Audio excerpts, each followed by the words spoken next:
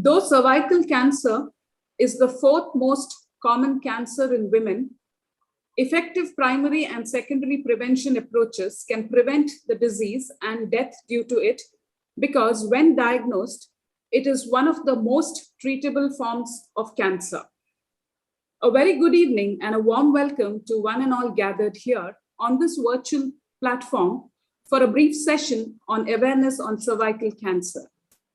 At the outset, I extend my warm welcome to Dr. B. Narayan Naik, President of IMA Kasaragod branch and Vice President of IAP Kerala branch. Welcome, sir. Thank you, madam. A warm welcome to our chief guest, Dr. Raghavendra Prasad, President of Castlegood Obstetrics and Gynecology Society. A warm welcome to you, sir. Thank you, madam. I extend my cheerful welcome to our very own speaker, Dr. Maya Malya, Consultant Gynecologist of Malya Hospital. A warm welcome to you, ma'am. Thank you, madam. I extend my welcome to Dr. Khasim, Secretary of IMA Kasaragod branch, Dr. Deepa Madhavan, Secretary of Castlegood Obstetrics and Gynecology Society, and to all the other office bearers in this virtual platform. Last but not the least, my hearty welcome to members and family of IMA Kasaragod, members of Castlegood Obstetrics and Gynecology Society, members of WIMA, and all our invited guests for the day. I hope the session will be useful to all our participants. A warm welcome to you once again. I now request Dr. Raghavendra Prasad, President of Castlegood Obstetrics and Gynecology Society, to inaugurate the function and address the gathering. Over to you, sir. Good evening, everybody. Thank you for inviting me and giving me this opportunity.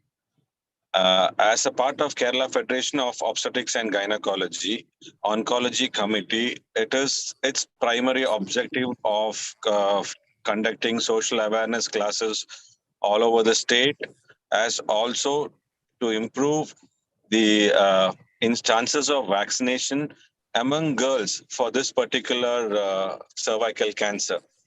The importance of cervical cancer lies in the fact that this is the only cancer which is treatable, or you can say preventable, at a very early stage. Secondly, this is the type of cancer which you can create good awareness. With proper immunization, it can also be prevented. So, we have our coordinator also for this particular district, and I'm very happy to say that Dr. Maya Malya is the district coordinator for the Oncology Committee of Kerala Federation of Obstetrics and Gynecology. And also in Kerala, as Kerala is the number 2 state in terms of cervical cancer in India. And there is no other better person, I think, to highlight the importance of cervical cancer vaccination than our district representative for KFOG, Dr. Maya Malya. So it is indeed a great pleasure to listen to Dr. Maya again on this particular topic, which actually is a pet topic in the state of prevention of cervical cancer and also the treatment of cervical cancer. Thank you.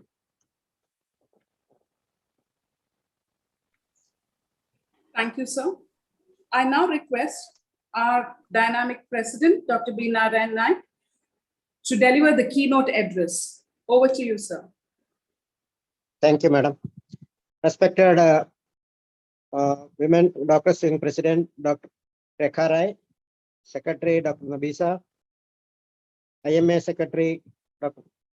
Khasim, Dr. Raghavendra Prasad, my dear friends and members who joined to attend this Zoom meeting.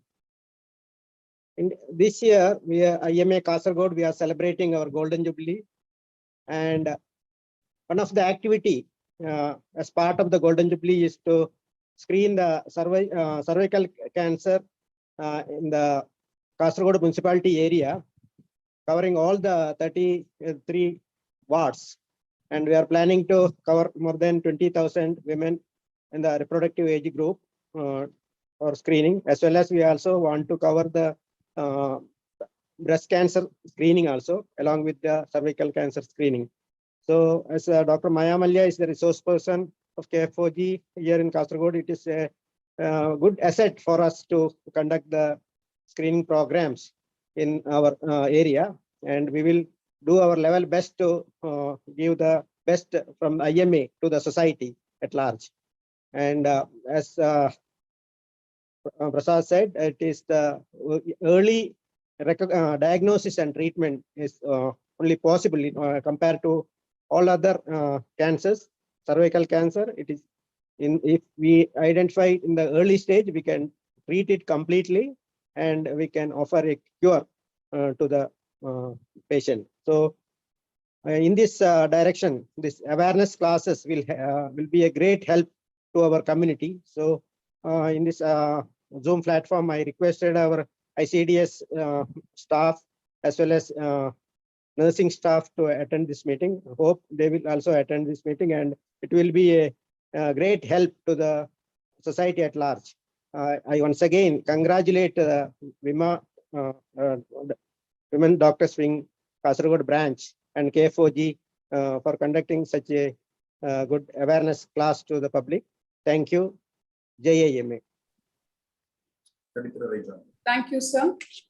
I now request Dr. Deepa Madhavan, Secretary of Castlegood Obstetrics and Gynecology Society, to introduce our guest speaker to the gathering.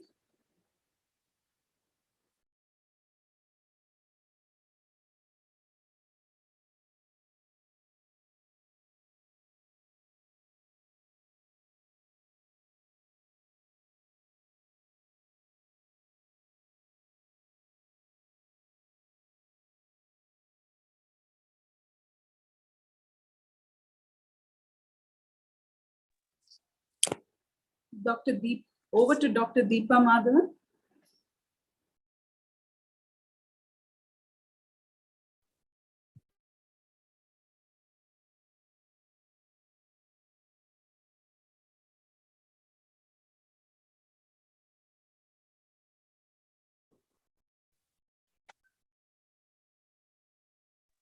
Rekha madam, you do it yourself if she's not there. ಅವ್ರ ಹೆಸರು ಕಾಣ್ತಾ ಇಲ್ಲ madam.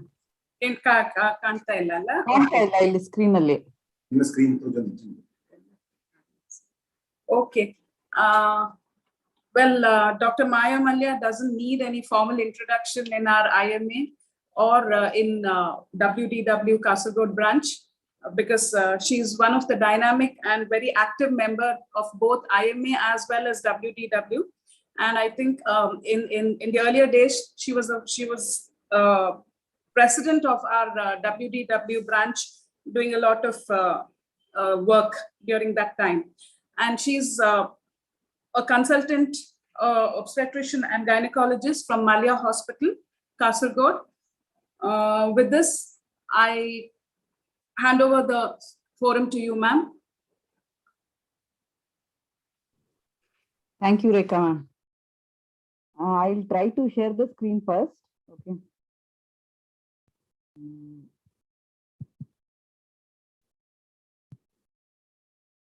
Madam, screen ಕಾಣ್ತಾ ಇದೆಯಾ? Yes, ma'am. Start screen. Yes, ma'am. I don't know her educational details. Nothing. Yes, ma'am. It's visible. It's visible. No, okay. So, Mysore Medical College, I could have said. I thank IMA and also Kasaragod Obstetric Gynec Society for arranging this program online. I may in between talk in Kannada and Malayalam also, because not only doctors, there are other than doctors also here in this CME. So in between, if I talk in Kannada and Malayalam, it's okay for you? Yes, madam. Yes, madam. Most welcome. Yes, ma'am. Most welcome. Most welcome. Under WDW, there is a project called Swayam. in which there is we have to do the early detection of breast cancer in cervical cancer and cervical cancer in Kasaragod. So we are on the way for it. And this golden jubilee year, we will reach our target. So today I am going to talk only about cervical cancer only. Breast cancer we'll do some other day. So today time permits only for cervical cancer, and after that I will be talking about the menstrual cup also.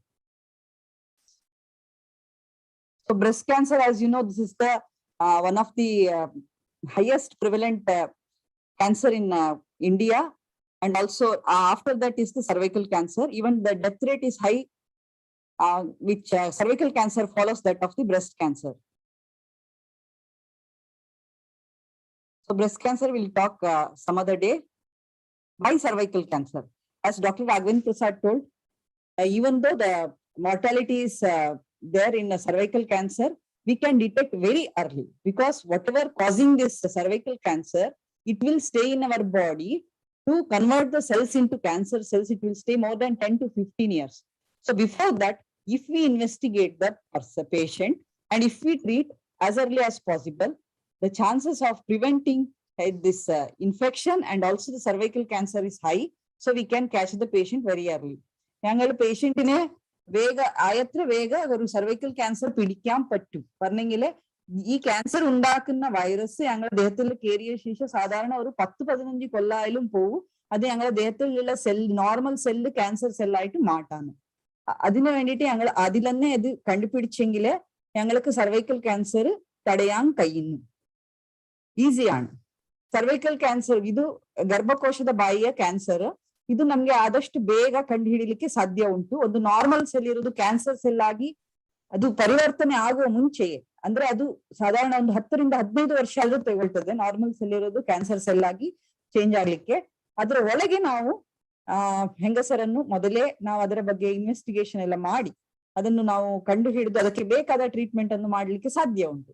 ಹಾಗೆ ಇದರ treatment ಕೂಡ ಹಾಗೆ ತುಂಬಾ ಗುರುತರವಾಗಿ ನಾವು ಏನು ಗರ್ಭಕೋಶವನ್ನೇ ತೆಗಿಬೇಕಾಗಿ ಬರ್ಬೋದು ಆತರ ಏನಿಲ್ಲ. ಸಿಂಪಲ್ ಆಗಿರುತ್ತೆ ಇದರ ಟ್ರೀಟ್ಮೆಂಟ್ ಕೂಡ. ನಾವು ಆದಷ್ಟು ಬೇಗ ಇದನ್ನು ಕಂಡು ಹಿಡಿದು ಅದಕ್ಕೆ ಬೇಕಾದ ಇದು ಟ್ರೀಟ್ಮೆಂಟ್ ಅನ್ನು ನಾವು ಬೇಗ ಆದಷ್ಟು ಮುಂಚೆ ಮಾಡಿದ್ರೆ ಚಿಕ್ಕ ಚಿಕ್ಕ ಏನು ಪ್ರೊಸೀಜರ್ ನಲ್ಲೇ ಇದನ್ನು ನಾವು ಪ್ರಿವೆಂಟ್ ಮಾಡ್ಲಿಕ್ಕೆ ಸಾಧ್ಯ ಉಂಟು. ಇದನ್ನು ನಾವು ತಡೆಗಟ್ಟಲಿಕ್ಕೆ ಸಾಧ್ಯ ಉಂಟು.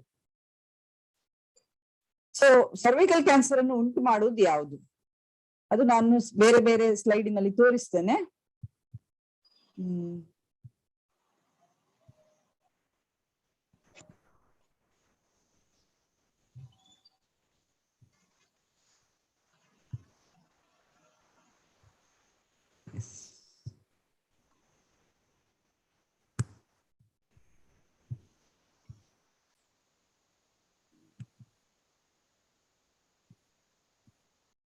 Screen ಕಾಣುತ್ತಲ್ಲ madam?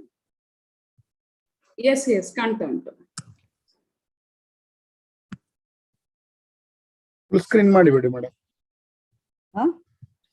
ಫುಲ್ ಸ್ಕ್ರೀನ್ ಮಾಡಿಬಿಡಿ. ಸ್ಕ್ರೀನ್ ಮಾಡ್ಬೇಕು. ಯಾ ಕಾಣುತ್ತಾ? Yes madam, nice. Yes madam. Cervix ಅಂದ್ರೆ ಏನು? What is cervix? Cervix is the neck or mouth of or opening of the uterus or the lower part of the uterus. ಇದು ನಮ್ಮ ಗರ್ಭಕೋಶ ಅಂತ ಹೇಳಿದ್ರೆ, ಈ ಚಿತ್ರದಲ್ಲಿ ಕಾಣ್ತಾ ಇರೋದು ಗರ್ಭಕೋಶ ಆದ್ರೆ, ವೇಟ್ ಅ ಮಿನಿಟ್.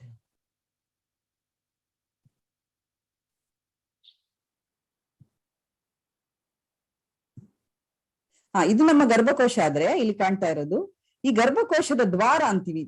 ಗರ್ಭಕೋಶದ ಓಪನಿಂಗ್ ಇರುತ್ತಲ್ಲ ಅದಕ್ಕೆ ನಾವು ಸರ್ವಿಕ್ಸ್ ಅಂತ ಹೇಳ್ತೀವಿ. ಸಾಧಾರಣ ಇದು ಗರ್ಭಕೋಶ ಆದ್ರೆ ഇത് ഗർഭകോശത്തിന്റെ ദ്വാരാണ്. ഇത് ഗർഭകോശത്തിന്റെ കുഴൽ പറയുന്നു, അതൻ പറയൂ. ഇത് സർവിക്സ് പറയുന്നു. ഞങ്ങൾ ഇംഗ്ലീഷിൽ ഇതിന് സർവിക്സ് പറയൂ. ഇത് കാണുമ്പോൾ ഇങ്ങനെ ഉണ്ടാവും. ഇത് ഞങ്ങൾ യോനി ആയെങ്കിലേ, ഇത് വെജൈന ആയെങ്കിലേ ഇത് ಗರ್ಭಕೋಶത്തിന്റെ ಕೊರಳಾണ്.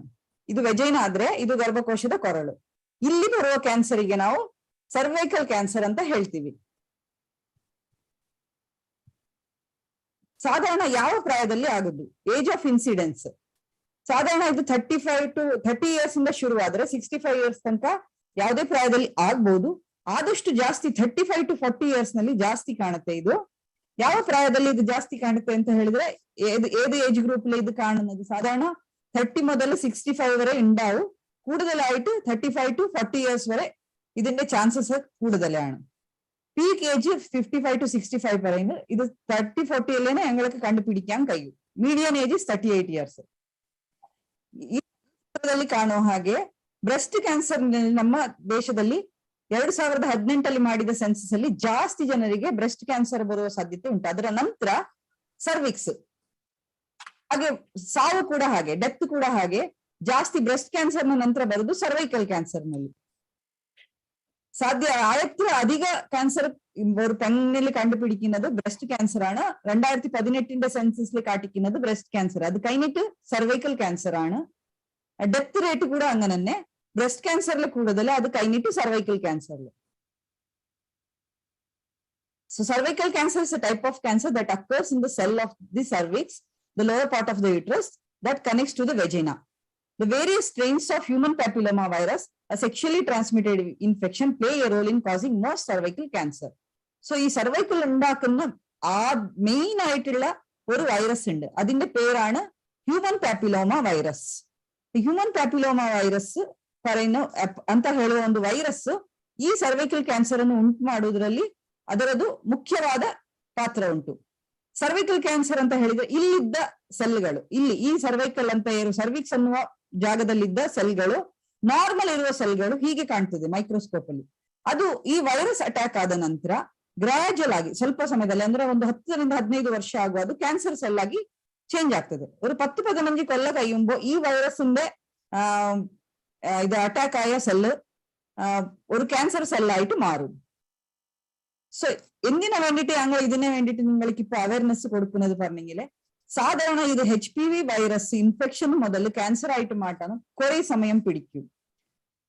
So this is the second most common cancer in 15 to 45 years of women in India, and it's also worldwide. Majority detected at an advanced stage with a poor prognosis of cervical. When exposed to HPV, the body immune system typically prevents the virus from doing harm. In small percentage of people, however, the virus survives for years and contributing to the process, causing the normal cell to turn into cancer cells. You can reduce the risk by developing cervical cancer by having screening tests and receiving vaccines that protect against HPV vaccine. Dr. Raghavendra Prasad പറഞ്ഞ പോലെ ഈ HPV ഒരു infection, virus infection ബോഡിയിൽ കയറിയ ശേഷം രോഗനിരോധക ശക്തി കൂടുതലുള്ള ആൾക്ക് സാധാരണമായിട്ട് ഈ വൈറസ് ഒന്നും ഹാം ചെയ്യലില്ല. ആ ഒരു ശക്തി ഇല്ലാത്ത മാത്രം ഇത് കുറച്ച് വർഷങ്ങൾ കഴിഞ്ഞ ശേഷം ക്യാൻസർ സെൽ മാറും. ഈ ക്യാൻസർ സെല്ലിനെ ഞങ്ങൾക്ക് സ്ക്രീനിങ് ടെസ്റ്റിൽ കണ്ടുപിടിക്കാൻ കഴിയൂ. അതല്ലാത്ത വാക്സിൻ വെച്ചെങ്കിലേ ഇതിനെ എഗനസ്റ്റ് ആയിട്ട് ഞങ്ങൾക്ക് പ്രൊട്ടക്ഷൻ കിട്ടുന്ന സാധ്യതകളുണ്ട്. ഈ ക്യാൻസർ വന്നെങ്കിൽ ഏതായാലും സിംറ്റംസ് ഉണ്ടാവും, ഏതെല്ലാം ഗുണലക്ഷണങ്ങൾ ഉണ്ടാവും. Early stage cervical cancer generally produces no signs and symptoms. The CIN progresses may present with the symptoms like white discharge PV, intermenstrual spotting, or postcoital bleeding. More advanced cervical cancer will be having vaginal bleeding after intercourse and bleeding in between the periods and bleeding after menopause also. That is known as post-menopausal bleeding. Watery bloody vaginal discharge which may be heavy and foul odor. Patient may have pelvic pain and pain during intercourse. ഇത് cancer തുടക്കത്തില് ഒരു science symptoms ഒന്നും ഉണ്ടാവില്ല. പറഞ്ഞെങ്കിൽ ഒരു ഗുണം ഒന്നും വ്യത്യാസം ഒന്നും കാണുന്നില്ല, ബോഡിയിലായാലും ഏതായാലും സിംറ്റംസ് ഉണ്ടാവുന്നില്ല. ഗ്രാജുവൽ ആയിട്ട് അത് സെല്ലില് ചെറിങ്ങനെ മാറ്റം വരുമ്പോ വെള്ളപ്പോക്ക്, വൈറ്റ് ഡിസ്ചാർജ് പറയുന്നില്ല, അത് തുടങ്ങും. എല്ലാ വൈറ്റ് ഡിസ്ചാർജ് ക്യാൻസർ അല്ല, പേടിക്കേണ്ട. സാധാരണ വൈറ്റ് ഡിസ്ചാർജ് ഉണ്ടാവും. കുറച്ച് വൈറ്റ് ഡിസ്ചാർജ് വേണം, തീരെ ഉണങ്ങിപ്പോയെങ്കിലേ ബന്ധപ്പെടാനും കഴിയാം. കുറച്ച് വൈറ്റ് ഡിസ്ചാർജ് വെജൈനത്തിൽ ഉണ്ടാവും, അത് നോർമൽ ആണ്. സാധാരണ മാസക്കുളി അടുത്ത് വരുമ്പോ ഗർഭസഞ്ചിക്ക് ബ്ലഡ് സപ്ലൈ കൂടുതൽ ഉണ്ടാകുമ്പോ ഇല്ല, ഒരു 11th 12th ഡേ ആകുമ്പോ ഓവുലേഷനിന് മുമ്പേ കുറച്ച് ഹാർമോണിലെ വ്യത്യാസങ്ങളായിട്ട് കുറച്ച് വൈറ്റ് ഡിസ്ചാർജ് വേണം. തീരെ ഉണങ്ങിപ്പോയെങ്കിൽ ബുദ്ധിമുട്ട്. ഞാൻ വൈറ്റ് ഡിസ്ചാർജ് പറഞ്ഞെങ്കിൽ ചില ആൾക്കാർ പേടിച്ചിട്ട് എനിക്ക് വൈറ്റ് ഡിസ്ചാർജ് ഉണ്ട്, ക്യാൻസർ ഉണ്ടാവാം, അങ്ങനെ പേടിക്കുന്ന ആവശ്യമില്ല. ആയെങ്കിലും ഇത് ക്യാൻസർ സെല്ലായിട്ട് മാറുന്ന സമയത്തല്ല വൈറ്റ് ഡിസ്ചാർജ് തുടങ്ങും. ഇന്റർമെൻസ്ട്രൽ സ്പോട്ടിങ് പറഞ്ഞെങ്കിൽ ഇപ്പോ മാസക്കുളി വരുന്ന സമയത്തല്ലാതെ നടുനടുവിൽ എപ്പോഴായാലും ബ്ലീഡിങ് കണ്ടെങ്കിൽ ഡോക്ടർക്ക് കാട്ടിക്കുന്നത് നല്ലത്. പോസ്റ്റ് കോയിറ്റൽ ബ്ലീഡിങ്, ബന്ധപ്പെട്ട ശേഷം ബ്ലീഡിങ് ഉണ്ടെങ്കിലും സർവിക്സിൽ എന്തെങ്കിലും കുഴപ്പമുണ്ടാവുന്ന സാധ്യത ഉണ്ട്, ആ സമയത്തെല്ലാം കാട്ടിക്കുന്നത് നല്ലത്. These are the early signs. അത് കഴിഞ്ഞിട്ട് നല്ലോണം ക്യാൻസർ ആയിട്ട് മാറുന്ന സമയത്തല്ലേ നടുനടുവിൽ ബ്ലീഡിങ് കൂടുതൽ ഉണ്ടാവും. ഒരിക്കൽ മാസക്കുള്ളിയെല്ലാം ബന്ധായ ശേഷം മെനോപോസ് പറയുന്നില്ല, അത് കഴിഞ്ഞ ശേഷം കൂടി ബ്ലീഡിങ് തുടങ്ങുന്ന സാധ്യത ഉണ്ട്. ഒരു വെള്ളപ്പോക്ക് നല്ലോണം ഉണ്ടാവും ഇങ്ങനത്തെ ആൾക്ക് ക്യാൻസർ. പിന്നെ ആ സ്മെല്ല് സഹിക്കാൻ പറ്റില്ല, നല്ലോണം സ്മെല്ല് ഉണ്ടാവും. ഈവൻ ആ സ്മെല്ല് ഒരു ടിപ്പിക്കൽ ആയിട്ട് ഡോക്ടർമാർക്ക് അത് പേഷ്യന്റ് ഉള്ളിലെ കയറുമ്പോൾ തന്നെ മനസ്സിലാവും ഒരു ക്യാൻസർ ഉണ്ടാവുന്ന സാധ്യത, അത്ര ബാഡ് സ്മെല്ല് ഉണ്ടാവുന്ന സാധ്യത ഉണ്ട്. പിന്നെ ബന്ധപ്പെടുന്ന സമയത്തില് വേദന ഉണ്ടാവുന്ന സാധ്യതകൾ ഉണ്ട്. ഇത് അഡ്വാൻസ് ആയിട്ട് മാറിയ ശേഷമാണ് ഞാൻ പറയുന്നത്. സോ ഏർലി സ്റ്റേജില് തുടക്കത്തില് അധിക സിംറ്റംസ് ഒന്നും ഉണ്ടാവില്ല. മീൻ ഇന്റർവെൽ 10 to 20 years. ഒരു ക്യാൻസർ സെല്ല് നോർമൽ ഉള്ളത് ക്യാൻസർ ആയിട്ട് മാറാൻ 10 മുതൽ 20 കൊല്ലം വരെ പിടിക്കും സമയം. Invasive cancers are usually preceded by long phase of pre-invasive diseases. It is characterized microscopically as a spectrum of events progressing from cellular atypia to dysplasia and cervical intraepithelial neoplasia. So, ഇത് മൈക്രോസ്കോപ്പിൽ ആദ്യം ഞങ്ങൾക്ക് കാണുമ്പോൾ സെൽസിൽ ചെറിയ ചെറിയ വ്യത്യാസങ്ങൾ ഉണ്ടാവും. ഒരു 10-15 കൊല്ലം കഴിയുമ്പോൾ അത് ക്യാൻസർ ആയിട്ട് മാറുമ്പോൾ ക്യാൻസർ സെല്ലായിട്ട് മാറുന്ന സാധ്യതകൾ ഉണ്ട്. ആദ്യം പറഞ്ഞ പോലെ ഇതിനകത്ത് സ്പെസിഫിക് സിംറ്റംസ് ഒന്നും ഉണ്ടാവലില്ല. അതിനു വേണ്ടിയിട്ടാണ് റൊട്ടീൻ സ്ക്രീനിങ് വേണം. ഒരു സിംറ്റംസ് ഇല്ലാത്തത് കൊണ്ട്, ഒരു ഗുണങ്ങൾ ഇതിന്റെ ലക്ഷണങ്ങൾ ആദ്യം കാണാത്തത് കൊണ്ട് റൊട്ടീൻ സ്ക്രീനിങ് വേണം. എപ്പോ തുടങ്ങണം screening? The regular interval from 25 years of age. 25 വയസ്സാകുമ്പോൾ ഞങ്ങൾ സ്ക്രീനിങ് തുടങ്ങേണ്ടി വരും. സാധാരണ ഒരു ഡോക്ടറെ അടുത്ത് പോകുമ്പോൾ ഡോക്ടർ ഉള്ളിലെ ഒരിക്കൽ പരീക്ഷിച്ചിട്ട് നോക്കണം പറയുമ്പോൾ എത്ര ആൾക്കാർ വേണ്ട ഡോക്ടർ അങ്ങനത്തെ ഒന്നും പ്രശ്നങ്ങളില്ലാത്ത ആള് ഒരിക്കൽ ഡോക്ടർ ഹോസ്പിറ്റലിൽ ഉള്ളിലെ കയറിയ ശേഷം ഇതൊരു അഡ്വാൻറ്റേജ് ആണ്. ഒരിക്കൽ ഡോക്ടർ ഉള്ളിലെ നോക്ക് പറയുമ്പോൾ ജസ്റ്റ് ഒരു ഉള്ളിലെ ചെക്കാക്കുമ്പോൾ തന്നെ ഡോക്ടർമാർക്ക് കുറച്ച് സംശയം ഉണ്ടെങ്കിൽ അവർ സ്ക്രീനിങ് പെട്ടെന്ന് ചെയ്യും. അല്ലെങ്കിൽ ഇപ്പൊ ഞങ്ങളെ ഇത് സെർവൈക്കൽ ക്യാൻസർ സ്ക്രീനിങ് പ്രോഗ്രാമിലെ റെഗുലർ ആയിട്ട് എല്ലാ പേഷ്യന്റ്മാർക്കും, എല്ലാ ആൾക്കാർക്കും, പെങ്ങൾക്ക് 25 വയസ്സ് കഴിഞ്ഞ ശേഷം എവറി ഇയർ വർഷത്തിലൊരിക്കൽ പാപ്സ്മിയർ ചെയ്യുന്നത് നല്ലത്. ഇപ്പോ പാപ്സ്മിയറിന്റെ കൂടെ HPV പറഞ്ഞിട്ടുള്ള ടെസ്റ്റും ഉണ്ട്. സോ ഏതാണ് ക്യാൻസർ നോർമൽ സെല്ലുള്ളത് ക്യാൻസർ ആയിട്ട് മാറാൻ കാരണം എന്താ? Main factors which influence progress is HPV infection following early marriage, early intercourse, multiple sexual partners having multiple sexual partners and early childbearing. ചെറിയ പ്രായത്തിലെ കല്യാണം, അല്ലാതെ ചെറിയ പ്രായത്തിലെ ഇന്റർകോഴ്സ് ബന്ധപ്പെടുന്നത്. മുമ്പേ കുറെ വർഷങ്ങളെ മുമ്പേ ഇത് അർലി മാരേജ് കൂടുതൽ ഉണ്ടായി. ഇപ്പോ മാരേജിന്റെ ഏജ് ഫിക്സ് ആക്കിയിട്ടുണ്ട്. 21 വയസ്സായ ശേഷം തന്നെ മാരേജ് ചെയ്യണം പറഞ്ഞിട്ട് അത് ഒരു നല്ല ഡിസിഷൻ ആണ്. അല്ലാതെ ഇപ്പോ ഇന്നൊരു പ്രശ്നം തുടങ്ങിയിട്ടുണ്ട് പറഞ്ഞെങ്കിൽ മാരേജ് ഇല്ലെങ്കിലും ടീനേജിൽ തന്നെ കുട്ടികൾ ഇന്റർകോഴ്സ് തുടങ്ങിയിട്ടുണ്ട്. കുറച്ച് വെസ്റ്റേൺ ഇൻഫ്ലുവൻസ് ഉള്ളത് കൊണ്ട് ടീനേജിലല്ലേ അവർ ബന്ധപ്പെടാൻ തുടങ്ങിയിട്ടുണ്ട്. ഇതാണ് ഇന്നൊരു ഫാക്ടർ ഇൻഫെക്ഷൻ, HPV ഇൻഫെക്ഷൻ കൂടുതലാവാണ്. അതല്ലാത്ത മൾട്ടിപ്പിൾ സെക്ഷൽ പാർട്ട്നേഴ്സ്, ഒരാൾക്ക് ഭാര്യ അല്ലാത്ത വേറെ പെങ്ങൾ കൂടുതൽ റിലേഷൻ ഉണ്ടെങ്കിൽ, അല്ലാത്ത ഒരു ഭാര്യക്ക് അവൾക്ക് ഇല്ല അവൾക്ക് തന്നെ സ്വന്തം കൂടുതൽ ആൾക്കാരെ കൂടെ റിലേഷൻ ഉണ്ടെങ്കിൽ, അതല്ലാത്ത ചെറിയ പ്രായത്തിൽ തന്നെ ഗർഭധരിച്ചിട്ട് പ്രസവിക്കുന്നത്, ഇതെല്ലാം HPV ഇൻഫെക്ഷന് പ്രോഗ്രസ് ആവാൻ ഇൻഫ്ലുവൻസ് ചെയ്യും. സാധാരണ ആൾക്കാർക്ക് HPV ഇൻഫെക്ഷൻ ആയെങ്കിലും 99% എല്ലാ പെങ്ങൾക്ക് HPV ഇൻഫെക്ഷന് ഒരു സമയത്തില് ജീവിതത്തിൽ ഉണ്ടാവും. ഒരിക്കൽ ബന്ധപ്പെടാൻ തുടങ്ങുമ്പോൾ തീർച്ചയായിട്ടും ഉണ്ടാവും. രോഗനിരോധക ശക്തിയുള്ള ആൾക്ക് ഇതൊന്നും ക്യാൻസർ ആയിട്ട് മാറുന്നില്ല. അതിന് ഒരു 90% ആൾക്ക് മാറാതെ നിൽക്കുന്ന സാധ്യത ഉണ്ട്. ഈ മാറുന്ന ആൾക്കാർ ആർ പറഞ്ഞെങ്കിൽ ആഴത്തിൽ ചെറിയ പ്രായത്തിലെ കല്യാണം ഉണ്ടാക്കുന്നത്, ചെറിയ പ്രായത്തിലെ പ്രസവിക്കുന്നത്, ഇല്ല അവർക്ക് മൾട്ടിപ്പിൾ സെക്ഷൽ പാർട്ട്നേഴ്സ്, ഭർത്താവ് അല്ലാതെ വേറെ ആങ്ങളെ കൂടെ ബന്ധം ഉണ്ടെങ്കിൽ, ഇല്ല അവരെ ഭർത്താവക്ക് ഈ ഭാര്യ അല്ലാതെ വേറെ പെങ്ങളെ കൂടെ ബന്ധം ഉണ്ടെങ്കിൽ ഈ ക്യാൻസർ സെല്ലായിട്ട് മാറുന്ന സാധ്യതകൾ കൂടുതൽ. Other associated factors are smoking, prolonged use of oral contraceptives, other STDs and nutrition also. Smoking associated factors. Prolonged use of oral contraceptive pills ഇപ്പോ പ്രൂവ് ചെയ്യുന്നില്ല പറഞ്ഞെങ്കിൽ, ആദ്യം ഇത് ഓറൽ കോൺട്രസെപ്റ്റീവ് പിൽസ് യൂസ് ചെയ്യുന്ന ആൾക്കാർക്ക് സർവിക്കൽ ക്യാൻസർ കൂടുതൽ ഉണ്ടാവുന്ന സാധ്യത ഉണ്ട് പറഞ്ഞിട്ട് ഒരു സ്റ്റഡി ഉണ്ടായി. റീസെന്റ് ആയിട്ട് പറയുന്നുണ്ട് അത് സാധാരണ ഓറൽ കോൺട്രസെപ്റ്റീവ് പിൽസ് ഈ ടീനേജിൽ തന്നെ ബന്ധപ്പെടാൻ തുടങ്ങുമ്പോൾ കുട്ടികൾ കൂടുതലായിട്ട് ഉപയോഗിക്കൂ. അതിന് വേണ്ടിയിട്ട് അതായത് സാധാരണ ഇത് സർവൈക്കൽ ക്യാൻസർ ആയിട്ട് മാറുന്ന സാധ്യത ഓറൽ കോൺട്രസെപ്റ്റീവ് പിൽസ് എല്ലാം അങ്ങനെ പ്രൂവ് ആയിട്ടുണ്ട്. അതർ STDs പറഞ്ഞെങ്കിൽ ഇത് സെക്ഷലി ലൈംഗികമായിട്ട് ഉണ്ടാക്കുന്ന അതർ രോഗങ്ങൾ, ബാക്കി HIV ഇൻഫെക്ഷൻ ആയാലും ബാക്കി സൈറ്റോമെഗലോ വൈറസിന്റെ ആയാലും ഹർപ്പീസ് ആയാലും വേറെ വേറെ ടൈപ്പിന്റെ STD sexually transmitted disease syphilis അതെല്ലാം ആയ ആൾക്കും കൂടുതലായിട്ട് ഈ HPV ഇൻഫെക്ഷൻ ഉള്ളത് ക്യാൻസർ ആയിട്ട് മാറുന്ന സാധ്യതകളുണ്ട്. Prevalence in high in low socio economic group, ദാരിദ്ര്യത്തെ ഉള്ള സ്ഥലത്തില് ഇല്ല ലോ സോഷ്യോ എക്കണോമിക് ഗ്രൂപ്പ് ആ സ്ഥലത്തില് അങ്ങനത്തെ ഉള്ള ആൾക്ക് കൂടുതലായിട്ട് HPV ഇൻഫെക്ഷൻ ഉള്ളത് ക്യാൻസർ ആയിട്ട് മാറുന്ന സാധ്യത ഉണ്ട്. അത് അവരെ ന്യൂട്രീഷനിലെ കുറവുള്ളത് കൊണ്ട് ഉണ്ടാവും ചിലപ്പോ. ഏതെല്ലാം ടെസ്റ്റ് ആവശ്യമുള്ളത്, ഇത് വളരെ സിമ്പിൾ ആണ്. ബാക്കി ക്യാൻസറിന്റെ പോലെ ഒന്നുമല്ല, സിമ്പിൾ ടെസ്റ്റ് ആണ്. ഹോസ്പിറ്റലിൽ അഡ്മിറ്റ് ആവുന്ന ആവശ്യം കൂടിയില്ല. അതിനു വേണ്ടിയിട്ട് ഞാൻ പിന്നെ പറയുന്നുണ്ട്, എല്ലാവരും ഇത് ക്യാൻസർ സ്ക്രീനിങ് സർവൈക്കൽ ക്യാൻസറിന് വേണ്ടിയിട്ട് 25 വയസ്സാകുമ്പോഴെന്ന് തുടങ്ങുന്നത് നല്ലത്. ഏതെല്ലാം ടെസ്റ്റ് ചെയ്യും? Simple per speculum exam. ഒരു ഡോക്ടറെ അടുത്ത് പോകുമ്പോൾ ഡോക്ടർ പറയുന്നില്ല ഞാൻ ഉള്ളിൽ ചെക്കാക്കിയിട്ട് നോക്കുന്നു, അതന്നെ അത്ര തന്നെ മതി. സിമ്പിൾ പെർസ്പെക്യുലം എക്സാമിനേഷൻ മതിയാണ്. ഡോക്ടർമാർക്ക് അപ്പോഴന്നെ ഒരു സംശയം വരാണ്.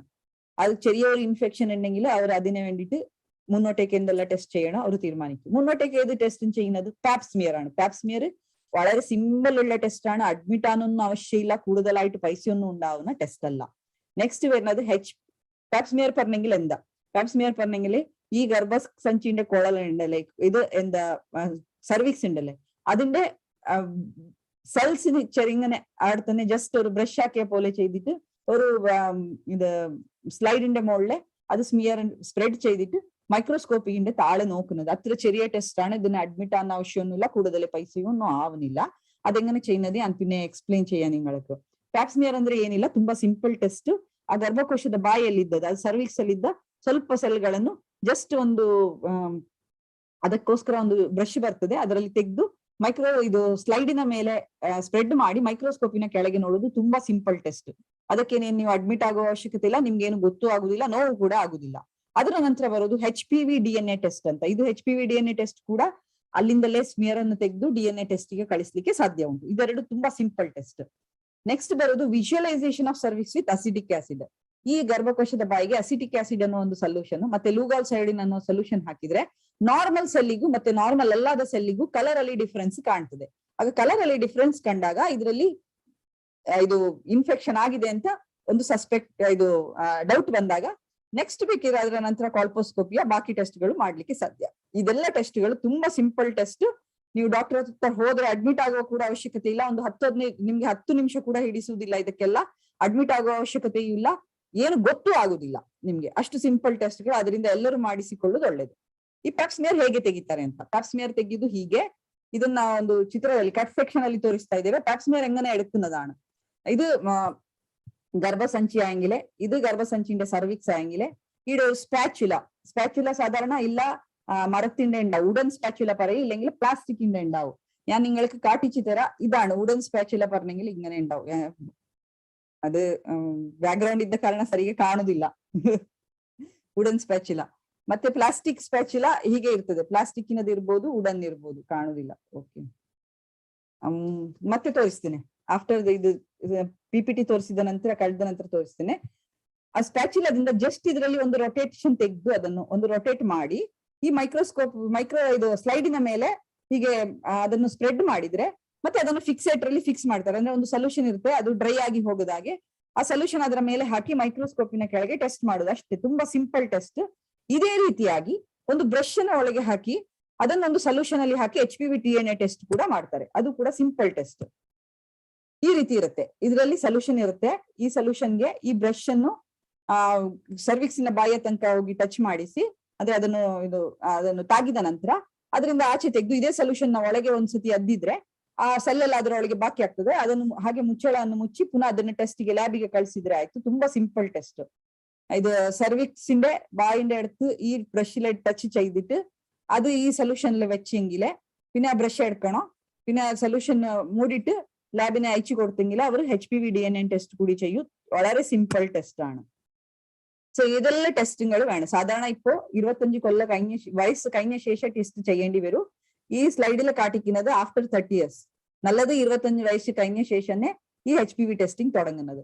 ആ ഡോക്ടറെ അടുത്ത് പോകുമ്പോൾ ബോത്ത് രണ്ടും കൂടി ഏത് പാപ്സ്മിയറും HPV ടെസ്റ്റ് രണ്ടും ചെയ്തെങ്കിലേ അതൊരിക്കൽ നെഗറ്റീവ് വന്നെങ്കിൽ അതിനകത്തൊന്നും പ്രശ്നമില്ല പറഞ്ഞിട്ട് വന്നെങ്കിലേ 5 കൊല്ലത്തുള്ള ഒരിക്കൽ ടെസ്റ്റ് ചെയ്തെങ്കിലേ മതി. രണ്ടും ടെസ്റ്റ് ചെയ്തെങ്കിലേ പാപ്സ്മിയർ HPV ടെസ്റ്റ് രണ്ടും ചെയ്തിട്ട് നെഗറ്റീവ് വന്നെങ്കിലേ 5 കൊല്ലത്തുള്ള ഒരിക്കൽ പിന്നെ സ്ക്രീനിങ് ചെയ്തെങ്കിലേ മതി. വെറുതെ പാപ്സ്മിയർ മാത്രം ചെയ്തെങ്കിലേ കൊല്ലം ചെയ്യേണ്ടി വരും. ഒരു 3 കൊല്ലം റെഗുലർ ആയിട്ട് നെഗറ്റീവ് വന്നെങ്കിലേ പിന്നെ 5 കൊല്ലത്തുള്ള ഒരിക്കൽ ചെയ്തെങ്കിലേ മതി. സോ ഈ ടെസ്റ്റ് നിങ്ങൾ കൊല്ലത്തിലൊരിക്കൽ മാത്രം, നിങ്ങളുടെ ബർത്ത്ഡേയാ ഇല്ല വേറെ ഏതായാലും നല്ല ദിവസം ഉണ്ടെങ്കിൽ സാധാരണ ഏത് സമയത്തല്ലേ ചെയ്യണം അത് ഞാൻ പറയാം. കൊല്ലത്തിലൊരിക്കൽ ഇത് പാപ്സ്മിയർ ടെസ്റ്റ് ചെയ്തെങ്കിലേ മതി. ഒരു 3 സക്സസീവ് ഇയേഴ്സ് 3 കൊല്ലം റെഗുലർ ആയിട്ട് ചെയ്യുമ്പോൾ നെഗറ്റീവ് വന്നെങ്കിൽ പിന്നെ 5 കൊല്ലത്തിലൊരിക്കൽ ടെസ്റ്റ് ചെയ്തെങ്കിലേ മതി. HPV DNA ടെസ്റ്റും പിന്നെ പാപ്സ്മിയർ രണ്ടും ഒന്നിച്ച് ചെയ്യുന്നുണ്ട്. അത് നെഗറ്റീവ് വന്നെങ്കിൽ 5 കൊല്ലത്തിലൊരിക്കൽ സ്ക്രീനിങ് ചെയ്തെങ്കിലേ മതിയാ. പോസിറ്റീവ് വന്നെങ്കിൽ എന്ത് ചെയ്യണം അതും പറയാം. So how often from 30 to 65 years? If only pap smear yearly screening for 30 years till the 3 screening test is negative. If combining test with HPV DNA test every 5 years is enough. If positive, then we will go for biopsy or examination under colposcopy. ഇത് positive വന്നെങ്കിൽ കുറച്ച് സെല്ലിൽ എന്തോ മാറ്റമുണ്ട്, normal ആയിട്ടില്ല, കുറച്ച് വ്യത്യാസങ്ങൾ കാണുന്നുണ്ട് പറയുമ്പോൾ അത് പോസിറ്റീവ് അങ്ങനെ ഞങ്ങൾ ആലോചിക്കും. ക്യാൻസർ അല്ല, ക്യാൻസർ പറഞ്ഞിട്ട് അങ്ങനെ ആലോചിച്ചിട്ട് പേടിക്കേണ്ട, ജസ്റ്റ് സെല്ലില് കുറച്ച് മാറ്റമുണ്ട്. ഞങ്ങൾ അർലി സ്റ്റേജിൽ തന്നെ തുടക്കത്തിൽ തന്നെ പിടിക്കുന്നത് കൊണ്ട് ഒരു പേഷ്യന്റിനെ ഒരാളിനെ അർലി സ്റ്റേജ് ഞാൻ പറയുന്നത് ആയ ശേഷമല്ല. പോസിറ്റീവ് ഉണ്ടെങ്കിൽ ബയോപ്സി എടുക്കണം. ബയോപ്സി പറഞ്ഞെങ്കിൽ ജസ്റ്റ് ഒരു കഷനും ആ സ്ഥലത്തിന്റെ ഞങ്ങൾ എടുത്തിട്ട് ടെസ്റ്റിനെ അയച്ചു തരും, അതിനെ ബയോപ്സി പറയും. ಆ ಗರ್ಭಕೋಶದ ಬಾಯಿಂದ ಒಂದು ಚಿಕ್ಕ ತುಂಡನ್ನು ನಾವು ತೆಗೆದು ಟೆಸ್ಟಿಗೆ ಕಳಿಸ್ತೀವಿ, ಅದಕ್ಕೆ ಬಯೋಪ್ಸಿ ಅಂತ ಹೇಳ್ತೀವಿ. ಇದು ಕೂಡ ನೀವು ಹೆದರುವ ಅಗತ್ಯ ಇಲ್ಲ, ಅದಕ್ಕೆ ಅಡ್ಮಿಷನ್ ಅಗತ್ಯ ಇಲ್ಲ, ಹಾಸ್ಪಿಟಲ್ ಅಡ್ಮಿಟ್ ಮಾಡುವ ಅಗತ್ಯ ಕೂಡ ಇಲ್ಲ. ಮತ್ತೆ ಇದು ತೆಗೆಯುವಾಗ ನಿಮ್ಗೆ ಏನು ಗೊತ್ತೂ ಆಗುದಿಲ್ಲ, ನೋವು ಏನು ಇರುವುದಿಲ್ಲ, ಮತ್ತೆ ತುಂಬಾ ಸಿಂಪಲ್, ಜಾಸ್ತಿ ಖರ್ಚು ಕೂಡ ಇಲ್ಲ ಇದಕ್ಕೆ. ಮತ್ತೆ ಕಾಲ್ಪೋಸ್ಕೋಪಿ ಅನ್ನೋ ಒಂದು ಮಿಷನಿನ ಕೆಳಗೆ ನಾವು ನೋಡಿ ಬಯೋಪ್ಸಿ ತೆಗೆದ್ರೆ ಕರೆಕ್ಟ್ ಆಗಿ ಯಾವ ಪ್ಲೇಸ್ ಇಂದ ಬಯೋಪ್ಸಿ ತೆಗಿಬಹುದು ಅಂತ ಗೊತ್ತಾಗುತ್ತೆ. ಅದಕ್ಕೋಸ್ಕರ ನಾವು 2 ಡೈ ಅನ್ನು ಉಪಯೋಗಿಸ್ತೇವೆ, ಒಂದು ಅಸಿಟಿಕ್ ಆಸಿಡ್ ಮತ್ತೆ ಇನ್ನೊಂದು ಲುಗಾಲ್ ಸೈಡಿನ್ ಅಂತ ಹೇಳಿ. ಅದು ಸರ್ವಿಕ್ಸ್ ಗೆ ಅದು ಟಚ್ ಮಾಡಿದ್ರೆ ಅದ್ರಲ್ಲಿ ಯಾವ್ದು ಕ್ಯಾನ್ಸರ್ ಸೆಲ್ ಯಾವ್ದು ಸೆಲ್ಲಿನಲ್ಲಿ ವ್ಯತ್ಯಾಸ ಬಂದಿದೆ, ಯಾವ್ದು ನಾರ್ಮಲ್ ಸೆಲ್ ಅಂತ ಗೊತ್ತಾಗುತ್ತೆ. ಒಂದು ಪ್ಯಾಪ್ಸ್ಮಿಯರ್ಗೆ ಮತ್ತೆ HPV ಟೆಸ್ಟ್ಗೆ ನಿಮ್ಗೆ ಜಾಸ್ತಿ ಅಂದ್ರೆ ಎಷ್ಟು ಖರ್ಚಾಗಬಹುದು? ಒಂದು 550 ರೂಪಾಯಿಂದ ಒಂದು 3000 ರೂಪಾಯಿವರೆಗೆ ಆಗ್ಬಹುದು. HPV ಟೆಸ್ಟ್ಗೆನೆ 1600 ರೂಪಾಯಿ ಹತ್ರ ಆಗುತ್ತೆ. ಪ್ಯಾಪ್ಸ್ಮಿಯರ್ ಇದು ಮೈಕ್ರೋಸ್ಕೋಪಿನ ಕೆಳಗೆ ಎಕ್ಸಾಮಿನೇಷನ್ ಎಲ್ಲ ಮಾಡ್ಬೇಕಿದ್ರೆ ಲ್ಯಾಬ್ ಟೆಸ್ಟ್ ಎಲ್ಲ ಸೇರಿದ್ರೆ ನಿಮ್ಗೆ ಒಂದು 550ರಿಂದ 3000ಕ್ಕಿಂತ ಜಾಸ್ತಿ ಆಗುದಿಲ್ಲ. ಯಾವಾಗ ಮಾಡ್ಬೇಕು HPV ಪ್ಯಾಪ್ಸ್ಮಿಯರ್ ಯಾವಾಗ ತೆಗಿಬೇಕು? ಯೂಶಲಿ ಮೆನ್ಸಸ್ ಬಂದು 2 ವಾರ ಆಗ್ಬೇಕು. 2 ആഴ്ച കഴിഞ്ഞിട്ട് ಮೆನ್ಸಸ್ വന്നിട്ട് 2 ആഴ്ച കഴിഞ്ഞിട്ട് ചെയ്തെങ്കിലേ നല്ലത്. Avoid intercourse or douching for 24 to 48 hours before cytology. ಈ ಸೆಲ್ ಉಂಟಲ್ಲ, ಇದು ಜೀವಕೋಶಗಳನ್ನು ತೆಗೆಯುವ ಮುಂಚೆ ಅಟ್ಲೀಸ್ಟ್ ಒಂದು 48 ಗಂಟೆಗಳ ಮುಂಚೆ ಸೆಕ್ಷುವಲ್ ಇಂಟರ್ಕೋರ್ಸ್ ಮಾಡಿರಬಾರ್ದು, ಇದು ಸಂಭೋಗ ಮಾಡಿರಬಾರ್ದು. ಅವರು 48 മണിക്കൂറിന് മുമ്പേ ബന്ധപ്പെട്ടില്ലെങ്കിൽ നല്ലത്. പറഞ്ഞെങ്കിൽ ആ സമയത്തിൽ സെക്ഷൽ ഇന്റർകോഴ്സ് ഇല്ലാത്ത ഒരു 48 hours ഉണ്ടെങ്കിൽ സെല്ല് ശരിക്ക് കാണും, ഒരു വലിയ പ്രശ്നങ്ങൾ ഉണ്ടാവില്ല. ഇല്ലെങ്കിൽ അവർ ഞങ്ങൾ സെല്ല് അയച്ചു കൊടുക്കുമ്പോൾ ലാബിന്റെ ആൾക്കാർ പറയുന്നു കറക്റ്റ് ഉള്ള സെല്ലുകൾ കാണുന്നില്ല, പിന്നെ ഇന്നൊക്കെ എടുക്കണോ പറഞ്ഞിട്ട്. അപ്പൊ ഒരു 48 hours ഇന്റർകോഴ്സ് ബന്ധപ്പെട്ടില്ലെങ്കിൽ നല്ലത്. Woman should not use any intravaginal product. ഇത് യോനിന്റെ ഉള്ളിൽ വെക്കുന്ന ചില ഗുളികകൾ ഉണ്ടാവും, ഇല്ല കോൺട്രസെപ്റ്റീവ് ഗുളികകൾ ഉണ്ടാവും, ഇല്ലെങ്കിൽ ഇൻഫെക്ഷനിന് വേണ്ടിയിട്ട് ചില ആൾക്കാർ ഗുളിക വെക്കുന്ന ഡോക്ടർ പറഞ്ഞ് പ്രിസ്ക്രിപ്ഷൻ ചെയ്ത ശേഷം അതെല്ലാം നിങ്ങൾ ഉള്ളിൽ വെക്കാൻ പാടില്ല. അറ്റ്ലീസ്റ്റ് ഒരു ആഴ്ച മുമ്പേ, ഇത് സ്മിയർ എടുക്കുന്ന ഒരാഴ്ച മുമ്പേ. പ്രസവിച്ച ശേഷം 8 weeks ആണോ, ഒരു 2 മാസമായാലും കഴിയണം. സിവിയർ അട്രോഫി മെനോപോസ് എല്ലാം വന്ന ആൾക്ക് ഇത് എടുത്തിട്ടൊന്നും കാര്യമില്ല. മെനോപോസ് എല്ലാം ആകുമ്പോൾ സെല്ലിലെ കുറെ മാറ്റങ്ങൾ ഉണ്ടാവും. ഞങ്ങൾ ഇത് എടുത്തിട്ട് ടെസ്റ്റിന് അയച്ചു കൊടുത്തെങ്കിൽ റിപ്പോർട്ട് നേരെ ഉണ്ടാവില്ല. ಇದು ಡೆಲಿವರಿ ಆಗಿ 2 ವಾರಗಳಾದ್ರೂ 2 ತಿಂಗಳಾದ್ರೂ ಕಳಿಬೇಕು. ಸಾಧಾರಣ ಸಂಭೋಗ ಮಾಡದೆ ಒಂದು 2 ದಿವಸ ಆದ್ರೂ ಇದ್ರೆ ಸೆಲ್ ಕರೆಕ್ಟ್ ಆಗಿ ರಿಪೋರ್ಟ್ ಸಿಗ್ತದೆ. ಮತ್ತೆ ವ್ಯಜನದಲ್ಲಿ ಇಟ್ಟುಕೊಳ್ಳುವ ಕೆಲವೊಂದು ಮಾತ್ರೆಗಳು ಡಾಕ್ಟರ್ಸ್ ಬರ್ದಿರ್ಬೋದು, ಕೆಲವೊಮ್ಮೆ ಪ್ರೊಜೆಸ್ಟ್ರಾನ್ ಟ್ಯಾಬ್ಲೆಟ್ ಇರ್ಬೋದು, ಕೆಲವೊಮ್ಮೆ ಇನ್ಫೆಕ್ಷನ್ ಗೆ ಮಾತ್ರೆ ಕೊಟ್ಟಿರಬಹುದು, ಕೆಲವೊಮ್ಮೆ ಇದು ಕಾಂಟ್ರಸೆಪ್ಟಿವ್ ಟ್ಯಾಬ್ಲೆಟ್ಸ್ ಬರ್ತದೆ. ಅದೆಲ್ಲ ಏನಾದ್ರು ಇಟ್ಟಿದ್ರೆ ಅದು ಅಟ್ಲೀಸ್ಟ್ 1 ವಾರ ಮುಂಚೆ ಅದೆಲ್ಲ ಉಪಯೋಗಿಸಿ ಇಲ್ಲದಿದ್ರೆ ಒಳ್ಳೇದು. ಯಾಕಂದ್ರೆ ಕರೆಕ್ಟ್ ಆಗಿ ಸೆಲ್ ರಿಪೋರ್ಟ್ ಸಿಗ್ಬೇಕಲ್ವಾ ನಮ್ಗೆ, ಅದಕ್ಕೋಸ್ಕರ ಅದೆಲ್ಲ ಉಪಯೋಗಿಸದಿದ್ರೆ ಒಳ್ಳೇದು. ಈಗ ನಾನು ಏನೆಲ್ಲ ಟೆಸ್ಟ್ ಹೇಳಿದೆ, ಇನ್ನು ಸಿಂಪಲ್ ಹೇಳುದು ಟ್ರೀಟ್ಮೆಂಟ್ ಕೂಡ ಎಷ್ಟು ಸಿಂಪಲ್ ಅಂದ್ರೆ ಇದು ಸೆಲ್ಲಿನಲ್ಲಿ ಸ್ವಲ್ಪ ವ್ಯತ್ಯಾಸಗಳು ಬಂದಿದ್ರೆ ಸಿಂಪಲ್ ಆಗಿರೋ ಟ್ರೀಟ್ಮೆಂಟ್ಗಳು, ದೊಡ್ಡದಾಗಿ ನೀವು ಗರ್ಭಕೋಶ ತೆಗಿಬೇಕಾಗಿ ಬರ್ಬೋದು, ಮತ್ತೆ ಏನೆಲ್ಲ ಟೆಸ್ಟ್ಗಳು ಹೋಗ್ಬೋದು ಅಂತೆಲ್ಲ ಹೆದರುವ ಅಗತ್ಯ ಇಲ್ಲ. CIN ಅಂದ್ರೆ ಸರ್ವೈಕಲ್ ಇಂಟ್ರಾಎಪಿಥೀಲಿಯಲ್ ನಿಯೋಪ್ಲೇಸಿಯಾ ಅಂತ ಹೇಳುದು. CIN ಅಂದ್ರೆ ಇನ್ನೂ ಕ್ಯಾನ್ಸರ್ ಆಗಿದ್ದು ಚೇಂಜ್ ಆಗಿರುವುದಿಲ್ಲ. ಆ ಜೀವಕೋಶದಲ್ಲಿ ಚಿಕ್ಕ ವ್ಯತ್ಯಾಸಗಳು ಇರ್ತದಲ್ಲ, ಆಗಲೇ ಏನೆಲ್ಲ ಮಾಡ್ಲಿಕ್ಕೆ ಸಾಧ್ಯ ಉಂಟು. ಅಬ್ಲೇಟಿವ್ ಥೆರಪಿ ಅಂತ ಹೇಳ್ತಾರೆ. ಅಬ್ಲೇಟಿವ್ ಥೆರಪಿ ಅದರಲ್ಲಿ 3 ಉಂಟು: ಕ್ರಯೋಥೆರಪಿ, ಕೋಲ್ಡ್ ಕೋಆಗುಲೇಷನ್, ಲೇಸರ್ ಅಬ್ಲೇಷನ್ ಅಂತ. ಆ ಗರ್ಭಕೋಶದ ಬಾಯಿಯಲ್ಲಿದ್ದ ಇನ್ಫೆಕ್ಷನ್ಗೆ ಜಸ್ಟ್ ನಾವು ಕ್ವಾಟ್ರಿ ಮಾಡ್ತೇವೆ. ಕ್ವಾಟ್ರಿ ಅಂತ ಹೇಳಿದ್ರೆ ಅದರಲ್ಲಿದ್ದ ಜೀವಕೋಶಗಳನ್ನು ಬಿಸಿ ಮಾಡಿದಾಗ, ಇಲ್ಲ ತುಂಬಾ ಕೋಲ್ಡ್ ಕ್ವಾಟ್ರಿ ಅಂತ ಹೇಳ್ತಾರೆ ಕ್ರಯೋಥೆರಪಿ, ಇಲ್ಲ ತುಂಬಾ ತಣ್ಣಗೆ ಮಾಡಿದಾಗ ಅದರಲ್ಲಿ ಟೆಂಪರೇಚರ್ ವ್ಯತ್ಯಾಸ ಆಗುವಾಗ ಆ ಸೆಲ್ಗಳೆಲ್ಲ ಪುನಃ ಹೀಲ್ ಆಗ್ಲಿಕ್ಕೆ ಶುರುವಾಗ್ತದೆ, ಪುನಃ ಗುಣ ಆಗ್ಲಿಕ್ಕೆ ಶುರುವಾಗಿ ನಾರ್ಮಲ್ ಸೆಲ್ ಆಗಿ ಚೇಂಜ್ ಆಗುತ್ತೆ. ಇನ್ನೊಂದು ಲೇಸರ್ ಟ್ರೀಟ್ಮೆಂಟ್ ಕೂಡ ಉಂಟು. ಇದೆಲ್ಲ ಟ್ರೀಟ್ಮೆಂಟ್ಗೆ ನೀವು ಈ 3 ಟ್ರೀಟ್ಮೆಂಟ್ ನಾನು ಹೇಳಿದ್ದು, ಯಾವುದು ಥರ್ಮಲ್ ಕೋಆಗುಲೇಷನ್, ಕೋಲ್ಡ್ ಕೋಆಗುಲೇಷನ್, ಕ್ರಯೋಥೆರಪಿ ಅಥವಾ ಲೇಸರ್ ಮಾಡ್ಲಿಕ್ಕೆ ಅಡ್ಮಿಟ್ ಆಗುವ ಅವಶ್ಯಕತೆ ಇಲ್ಲ. ತುಂಬಾ ಸಿಂಪಲ್ ಪ್ರೊಸೀಜರ್, ಒಂದು 10 ನಿಮಿಷ ಕೂಡ ತೆಗೊಳ್ಳೋದಿಲ್ಲ. ಪ್ರೊಸೀಜರ್ಗೆ ನಿಮ್ಗೆ 2 ರಿಂದ 3 ನಿಮಿಷ ಇರೋದೇ ಪ್ರೊಸೀಜರ್ಗಳು. ಆದ್ರೆ ನಿಮ್ಗೆ ಅಲ್ಲಿ ಏನು ಒಂದು ಹಾಸ್ಪಿಟಲ್ ಒಳಗೆ ಹೋದಾಗ ಡಾಕ್ಟರ್ಗೆ ತೋರಿಸಿ ಮಾತಾಡಿ ಸಿಗ್ನೇಚರ್ ಎಲ್ಲ ತೆಗೆದು ಎಲ್ಲ ರೆಡಿ ಆಗುವಾಗ 1/4 ಗಂಟೆ, ಜಾಸ್ತಿ ಅಂದ್ರೆ ಒಂದು ಅರ್ಧ ಗಂಟೆ ಅಂತ ಇಟ್ಕೊಳ್ಳಿ, ಅದಕ್ಕಿಂತ ಜಾಸ್ತಿ ಟೈಮ್ ಬೇಕಾಗುದಿಲ್ಲ. ಅಡ್ಮಿಷನ್ ಕೂಡ ಬೇಕಾಗುದಿಲ್ಲ. ಮತ್ತೆ ಇದು ಸಿಂಪಲ್ ಇದು ಟ್ರೀಟ್ಮೆಂಟ್ ಆದ ಕಾರಣ ನಿಮ್ಗೆ ಜಾಸ್ತಿ ಖರ್ಚು ಕೂಡ ಇರುವುದಿಲ್ಲ. ಇದಕ್ಕೆ ಅನಸ್ಥಿಷಿಯಾ ಕೂಡ ಬೇಡ, ಯಾಕಂದ್ರೆ ಈ ಪ್ರೊಸೀಜರ್ ಮಾಡುವಾಗ ನಿಮ್ಗೆ ಗೊತ್ತು ಆಗುದು ಕೂಡ ಇಲ್ಲ. ಒಂದು ಗರ್ಭಕೋಶದ ಬಾಯಿಗೆ ಟಚ್ ಸೆನ್ಸೇಷನ್ ಇರುವುದಿಲ್ಲ. ಯಾವ್ದೋ ಒಂದು ಮುಟ್ಟಿದಾಗಲಾಗ್ಲಿ ಅಥವಾ ಇದು ಬಿಸಿ ಮಾಡಿದಾಗ್ಲಾಗ್ಲಿ ತಣ್ಣಗೆ ಮಾಡಿದಾಗ್ಲಾಗ್ಲಿ ಯಾವ ಸೆನ್ಸೇಷನ್ ಇಲ್ಲದ ಕಾರಣ ನಿಮ್ಗೆ ಇದಕ್ಕೆ ಅನಸ್ಥಿಷಿಯಾ ಕೂಡ ಬೇಕಾಗುದಿಲ್ಲ. ಈ ಅಬ್ಲೇಟಿವ್ ಥೆರಪಿ ಯಾವ್ದು ಮಾಡುದಿದ್ರು, ಈ ಅಬ್ಲೇಟಿವ್ ಥೆರಪಿ ചെയ്യുമ്പോ ಇಲ್ಲ ಅದನ್ನ കൂടുതലായിട്ട് ചൂടാക്കുന്നത്, ಇಲ್ಲ കൂടുതലായിട്ട് ടെമ്പറേച്ചർ വ്യത്യാസമാകുമ്പോ തണുപ്പാകുമ്പോ ഈ സെല്ലെല്ലാം നോർമൽ ആയിട്ട് മാറും. ഇതെല്ലാം ചെറിയ വ്യത്യാസങ്ങളുള്ള ഈ സെല്ലെല്ലാം നോർമൽ ആയിട്ട് മാറും. ഈ ട്രീറ്റ്മെന്റിനെ നിങ്ങൾ അഡ്മിറ്റ് ആവുന്ന ആവശ്യമൊന്നും ഇല്ല. ഈ ട്രീറ്റ്മെന്റ് ഒരു 2-3 മിനിറ്റ് മാത്രം പിടിക്കുന്നത്. ഒരു ഡോക്ടറെ അടുത്ത് പോയിട്ട് സംസാരിച്ചിട്ട് കൺസെന്റ് എല്ലാം എടുത്തിട്ട് ഇത് പ്രൊസീജറിനെ റെഡിയാക്കുമ്പോൾ ഒരു അധികം പറഞ്ഞെങ്കിൽ ഒരു 15 മിനിറ്റ് മുതൽ ഒരു അരമണിക്കൂർ സമയം പിടിക്കുന്ന അത്രേ അഡ്മിറ്റ് ആവുന്ന ആവശ്യമില്ല. ഇതിന് അനസ്തീഷ്യം കൂടെ വേണ്ട, അനസ്തീഷ്യ കൊടുക്കുന്ന ആവശ്യമില്ല. പറഞ്ഞെങ്കിലേ സാധാരണ ഈ ഗർഭസഞ്ചിന്റെ വായിലെ ടച്ച് സെൻസേഷൻ ഒന്നും ഉണ്ടാവില്ല. ഇത്ര പ്രൊസീജർ ചെയ്യുമ്പോൾ നിങ്ങൾക്ക് അനസ്തീഷ്യത്തിന്റെ ആവശ്യമില്ല. ചെയ്യുന്ന പ്രൊസീജർ കൂടെ നിങ്ങൾക്ക് അറിയുന്നുമില്ല. അതിനു വേണ്ടിയിട്ട് പേടിക്കുന്ന ആവശ്യമില്ല. സ്ക്രീനിങ് ചെയ്യുന്നത് നല്ലതും കൊല്ലം അങ്ങനെ ഏതായാലും ഒരു ചെറിയ വ്യത്യാസങ്ങൾ ഉണ്ടെങ്കിൽ ഡോക്ടർ നിങ്ങൾക്ക് ക്രയോതെറപ്പിയാ ഇല്ല തെർമൽ കോഗുലേഷനാ ഇല്ല ലേസർ അബ്ലേഷൻ എന്തെങ്കിലും പറഞ്ഞെങ്കിൽ പേടിക്കുന്ന ആവശ്യമില്ല. നെക്സ്റ്റ് പറഞ്ഞെങ്കിൽ ഈ CIN ഗ്രേഡിംഗ് ഉണ്ട്. കുറച്ച് സെല്ലിൽ ഏതെല്ലാം വ്യത്യാസം ഉണ്ട് അതിനകത്ത് ഗ്രേഡിംഗ് ഉണ്ട്. കുറച്ച് മുന്നോട്ടേക്ക് പോവുമെങ്കിൽ ഇത് ഗർഭകോശದ കോളനിന്റെ ഇത് എൻഡോസെർവിക്സിൽ കൂടെ പ്രശ്നങ്ങൾ ഉണ്ട് തോന്നുന്നെങ്കിൽ നെക്സ്റ്റ് വരുന്നത് എക്സിഷണൽ പ്രൊസീജർ പറഞ്ഞിട്ട് അത് loop electro surgical excisional procedure, cone biopsy, large loop excision of transformation zone പറയും. ഈ 3 ട്രീറ്റ്മെന്റ് ഇല്ല. ഇതിനകത്ത് ഗർഭസഞ്ചിയൊന്നും എടുക്കലില്ല. ഈ സിമ്പിൾ അല്ലാത്ത തെർമൽ പറഞ്ഞെങ്കിൽ ഇത് ടെമ്പറേച്ചർ അധികം ഇല്ല, കുറച്ചിട്ട് സെല്ല് മാറാൻ വേണ്ടിയിട്ടുള്ള ട്രീറ്റ്മെന്റ് അല്ലാതെ ഈ അത്ര പോർഷൻ കട്ടാക്കി എടുക്കും. ഏതെല്ലാം ഈ പോർഷനിലെ സംശയമുണ്ട് അതത്ര പോർഷൻ മാത്ര ഗർഭസഞ്ചിന്റെ ആ പോർഷൻ മാത്രം അതൊരു പാർട്ട് മാത്രം കട്ടാക്കി എടുക്കുന്ന ഈ പ്രൊസീജർ ലൂപ്പ് എക്സിഷൻ ഇല്ലെങ്കിൽ കോൺ ബയോപ്സി പറയൂ. ഇതെല്ലാം സിമ്പിൾ പ്രൊസീജർ ആണ്. ഇതിനും കൂടെ നിങ്ങൾ അഡ്മിറ്റ് ആവുന്ന ആവശ്യമില്ല, അനസ്തീഷ്യ ആവശ്യം വരുന്നില്ല. ആയെങ്കിലും ചില ആൾക്കാർക്ക് പേടിയുണ്ടെങ്കിൽ പറഞ്ഞെങ്കിൽ ഒരു വലിയ പീസ് ബയോപ്സിനേക്കാൾ വലിയ പീസ് എടുക്കുന്നതാണ്. ഒരു ബയോപ്സി പറയുമ്പോൾ ചെറിയ ഒരു കഷണം മാത്രം എടുത്തിട്ട് ടെസ്റ്റിന് അയച്ചു കൊടുക്കുന്നത്. ഇതിനകത്ത് കുറച്ച് വലിയ പീസ് എടുക്കേണ്ടി വരും. സർവിക്സിന്റെ ഈ വലിയ പീസ് എടുക്കുമ്പോൾ പേടിയുണ്ടെങ്കിൽ വേണമെങ്കിൽ ചെറിയൊരു അനസ്തീഷ്യം കൊടുക്കാൻ കഴിയും. അഡ്മിറ്റ് ആവുന്ന ആവശ്യം ഇതിനകത്തും വരുന്നില്ല. ഇത് വലിയ പ്രൊസീജർ ഒന്നുമല്ല, ഗർഭസഞ്ചി എടുക്കുന്ന ആവശ്യം വരുന്നില്ല. ഏർലി സ്റ്റേജില് തുടക്കത്തിനല്ലേ ഞങ്ങൾ കണ്ടുപിടിച്ചെങ്കിൽ ಮೊದಲೇ ನಾವು ಇದು ಪ್ಯಾಪ್ಸ್ಮಿಯರ್ ಅಥವಾ ಬಯೋಪ್ಸಿ ಮಾಡಿ ನಮ್ಗೆ ಸಂಶಯ ಇದ್ರೆ ನೆಕ್ಸ್ಟ್ ಟ್ರೀಟ್ಮೆಂಟ್ ಇದು ಎಕ್ಸಿಷನಲ್ ಪ್ರೊಸೀಜರ್ ಅಂತ ಹೇಳಿದೆ. ಎಕ್ಸಿಷನ್ ಅಂದ್ರೆ ಆ ಒಂದು ಪಾರ್ಟ್ ಅನ್ನೇ ತೆಗೆಯುವುದು. ಗರ್ಭಕೋಶದ ಬಾಯಿಯ ಒಂದು ಚಿಕ್ಕ ಪಾರ್ಟ್ ಅನ್ನು ನಾವು ಕಟ್ ಮಾಡಿ ತೆಗಿತೇವೆ. ಅದರಲ್ಲಿ 2-3 ಪ್ರೊಸೀಜರ್ ಉಂಟು. ಒಂದು ಎಲೆಕ್ಟ್ರೋ ಸರ್ಜಿಕಲ್ ಎಕ್ಸಿಷನ್ ಅಂತ, ಒಂದು ಲಾರ್ಜ್ ಲೂಪ್ ಎಕ್ಸಿಷನ್ ಅಂತ ಹೇಳಿ, ಇನ್ನೊಂದು ಕೋನ್ ಬಯೋಪ್ಸಿ ಅಂತ ಹೇಳಿ. ಅದನ್ನು ನಾವು ಗರ್ಭಕೋಶದ ಒಂದು ಭಾಗವನ್ನು ನಾವು ಪೂರ್ತಿ ಕಟ್ ಮಾಡಿ ತೆಗಿತೇವೆ. ಪೂರ್ತಿ ಗರ್ಭಕೋಶ ತೆಗೆಯುವುದಿಲ್ಲ, ಅದರ ಭಾಗವನ್ನು ಮಾತ್ರ ಅಂದ್ರೆ ಗರ್ಭಕೋಶದ ಬಾಯಿಯ ಭಾಗವನ್ನು ಮಾತ್ರ ಕಟ್ ಮಾಡಿ ತೆಗಿತೇವೆ. ಇದಕ್ಕೆ ಕೂಡ ಅದು ದೊಡ್ಡ ಪ್ರೊಸೀಜರ್ ಅಲ್ಲ, ನಿಮ್ಗೆ ಜಾಸ್ತಿ ಖರ್ಚಾಗುದಿಲ್ಲ, ಅಡ್ಮಿಷನ್ ಅಂತ ಅಗತ್ಯ ಬರುವುದಿಲ್ಲ, ಸಾಧಾರಣ ಅನಸ್ತೀಶಿಯಾ ಅಗತ್ಯ ಬರುವುದಿಲ್ಲ. ಆದ್ರೆ ಹೆದರಿಕೆ ಇದ್ರೆ ಅಂದ್ರೆ ಬಯಾಪ್ಸಿಗಿಂತ ಸ್ವಲ್ಪ ದೊಡ್ಡ ಪೀಸ್ ಅನ್ನು ತೆಗೆಯುವ ಕಾರಣ ಚಿಕ್ಕದಾಗಿ ಅನಸ್ತೀಶಿಯಾ ಕೂಡ ಕೊಡಬಹುದು. ಇದಿಷ್ಟು procedure.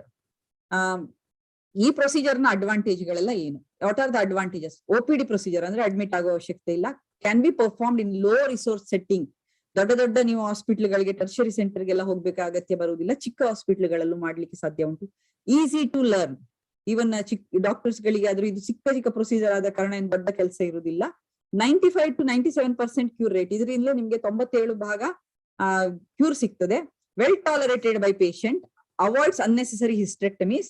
Treatment that is effective to the depth of 6 to 7 millimeter. ಅಂದ್ರೆ 6 ರಿಂದ 7 millimeter ಡೆಪ್ತ್ ತನಕ ಇದು ನಮ್ಗೆ ನಾರ್ಮಲ್ ಟಿಶ್ಯೂ ತೆಗೆದ್ರೆ, ಅಂದ್ರೆ ಇದರ ಜೊತೆಗೆ ಅದು ನಾವು ಕ್ಯಾನ್ಸರ್ ಆಗಿ ಚೇಂಜ್ ಆಗ್ಬಹುದು ಅಂತ ಇರುವ ಟಿಶ್ಯೂನ ಜೊತೆಗೆ ನಾರ್ಮಲ್ ಟಿಶ್ಯೂ ತೆಗೆದ್ರೆ ನಮ್ಗೆ 100% ಕೂಡ ಇದರಿಂದ ನಮ್ಗೆ ಕ್ಯೂರ್ ಸಿಗ್ತದೆ.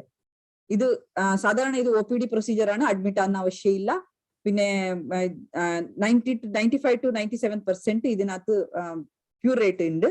പിന്നെ പേഷ്യന്റ് ടോളറേഷൻ ഉണ്ടാവും, നല്ല ടോളറേറ്റ് ഉണ്ടാവും. പറഞ്ഞെങ്കിൽ ഇത് കഴിഞ്ഞ ശേഷം നിങ്ങൾക്ക് റെസ്റ്റിന്റെ ആവശ്യം വരുന്നില്ല. സാധാരണ ഏതായാലും പ്രൊസീജിയർ ചെയ്തെങ്കിൽ നിങ്ങൾ ചോദിക്കൂ ഡോക്ടർ എത്ര ദിവസം റെസ്റ്റ് വേണമെന്നಂತ. സാധാരണ ഈ പ്രൊസീജിയർ ചെയ്തെങ്കിൽ ഇങ്ങനത്തെ പ്രൊസീജിയർ ചെയ്തെങ്കിൽ 3 ആഴ്ച വരെ ബന്ധപ്പെടാനില്ല. അത്രേ 3 weeks ബന്ധപ്പെടാൻ പറയുന്നില്ല. പറഞ്ഞെങ്കിൽ ഇതെല്ലാം എടുത്ത ശേഷം ഈ ബയോപ്സി ആയാലും ഈ അബ്ലേഷൻ എല്ലാം ചെയ്ത ശേഷം ഒരു വെള്ളപ്പൊക്കം ഉണ്ടാവും. അത് ഹീലാകുന്നവരെ ഒരു 2 ആഴ്ച ഇല്ല 3 ആഴ്ച പിടിക്കും ഹീലാന്ന്, ആ സ്ഥലം ഹീലാവാന്. അപ്പൊ 3 ആഴ്ച വരെ ബന്ധപ്പെടാനില്ല. അതല്ലാതെ വേറൊന്നും പ്രശ്നങ്ങൾ ഉണ്ടാവില്ല. ബാക്കി നിങ്ങളെ വീട്ടിന്റെ പണിയെല്ലാം ചെയ്യാൻ കഴിയും. ഒരു വ്യത്യാസങ്ങളും ഉണ്ടാവില്ല. പിന്നെ ഗർഭസഞ്ചി എടുക്കുന്ന ആവശ്യം വരുന്നില്ല. ഇതാണ്. അപ്പൊ ഇത്ര ഇതിനകത്ത് ഏതെങ്കിലും സംശയം ഉണ്ടെങ്കിൽ ചോദിച്ചോളൂ. ഞാൻ അധികമായിട്ട് ഇതിനകത്ത് എക്സ്പ്ലെയിൻ ചെയ്തിട്ടില്ല. ഒരു ഡോക്ടർമാർക്ക് പറയുന്ന പോലെ CME ഒന്നും ചെയ്തിട്ടില്ല. സാധാരണ ആൾക്കാർക്ക് മനസ്സിലാവട്ടെ പറഞ്ഞിട്ട് സിമ്പിൾ ആയിട്ട് പറഞ്ഞിട്ടുണ്ട്. എന്തെങ്കിലും നിങ്ങൾക്ക് സംശയം ഉണ്ടെങ്കിൽ ചോദിച്ചോളൂ.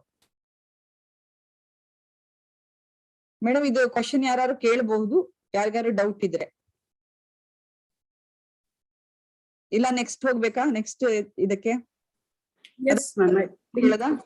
Yes, continue ಮಾಡಿ ma'am. ಮತ್ತೆ ಡಿಸ್ಕಷನ್ ಎಂಡ್ ಅಲ್ಲಿ ಕೇಳ. ಎರಡಾದ್ಮೇಲೆ ಕ್ವಶನ್ ಕೇಳಲಿಕ್ಕೆಲ್ಲ.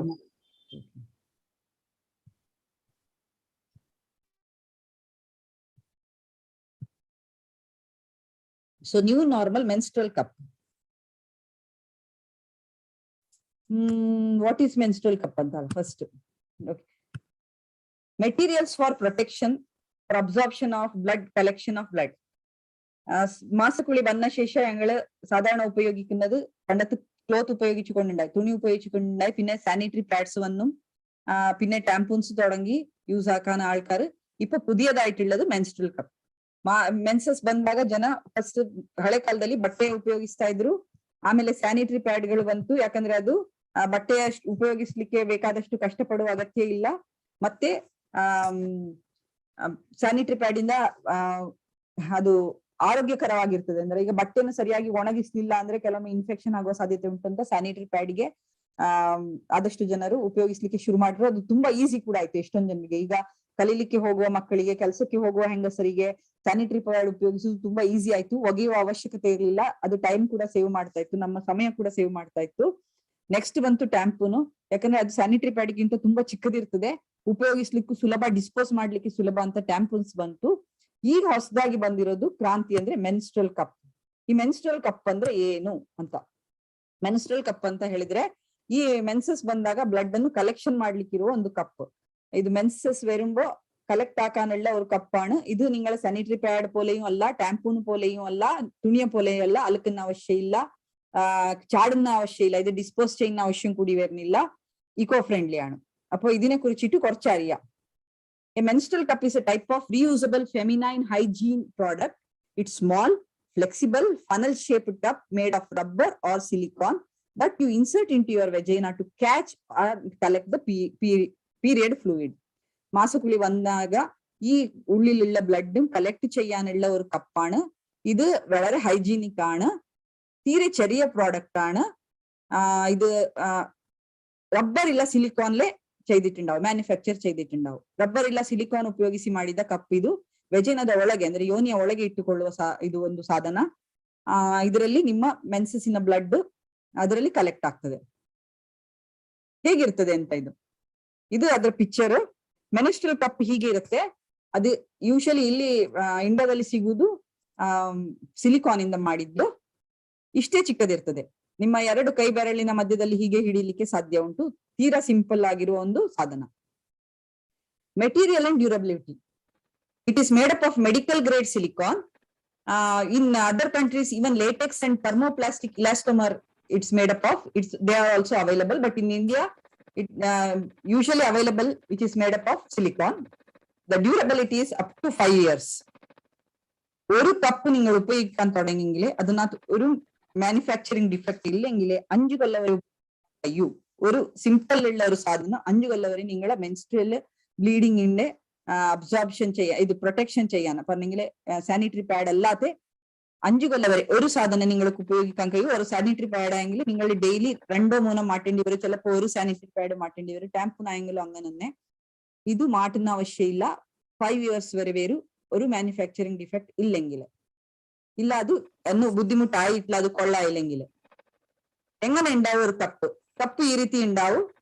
2 ಮೇಡಮ್ ಸ್ಕ್ರೀನ್ ಶೇರ್ ಮಾಡಿಲ್ಲ ಮೇಡಮ್. ಮಾಡ್ಲಿಲ್ವಾ? ಇಲ್ಲ. Okay okay okay. ಯಾರಿಗೂ ಕಾಣ್ತಾ ಇಲ್ಲ.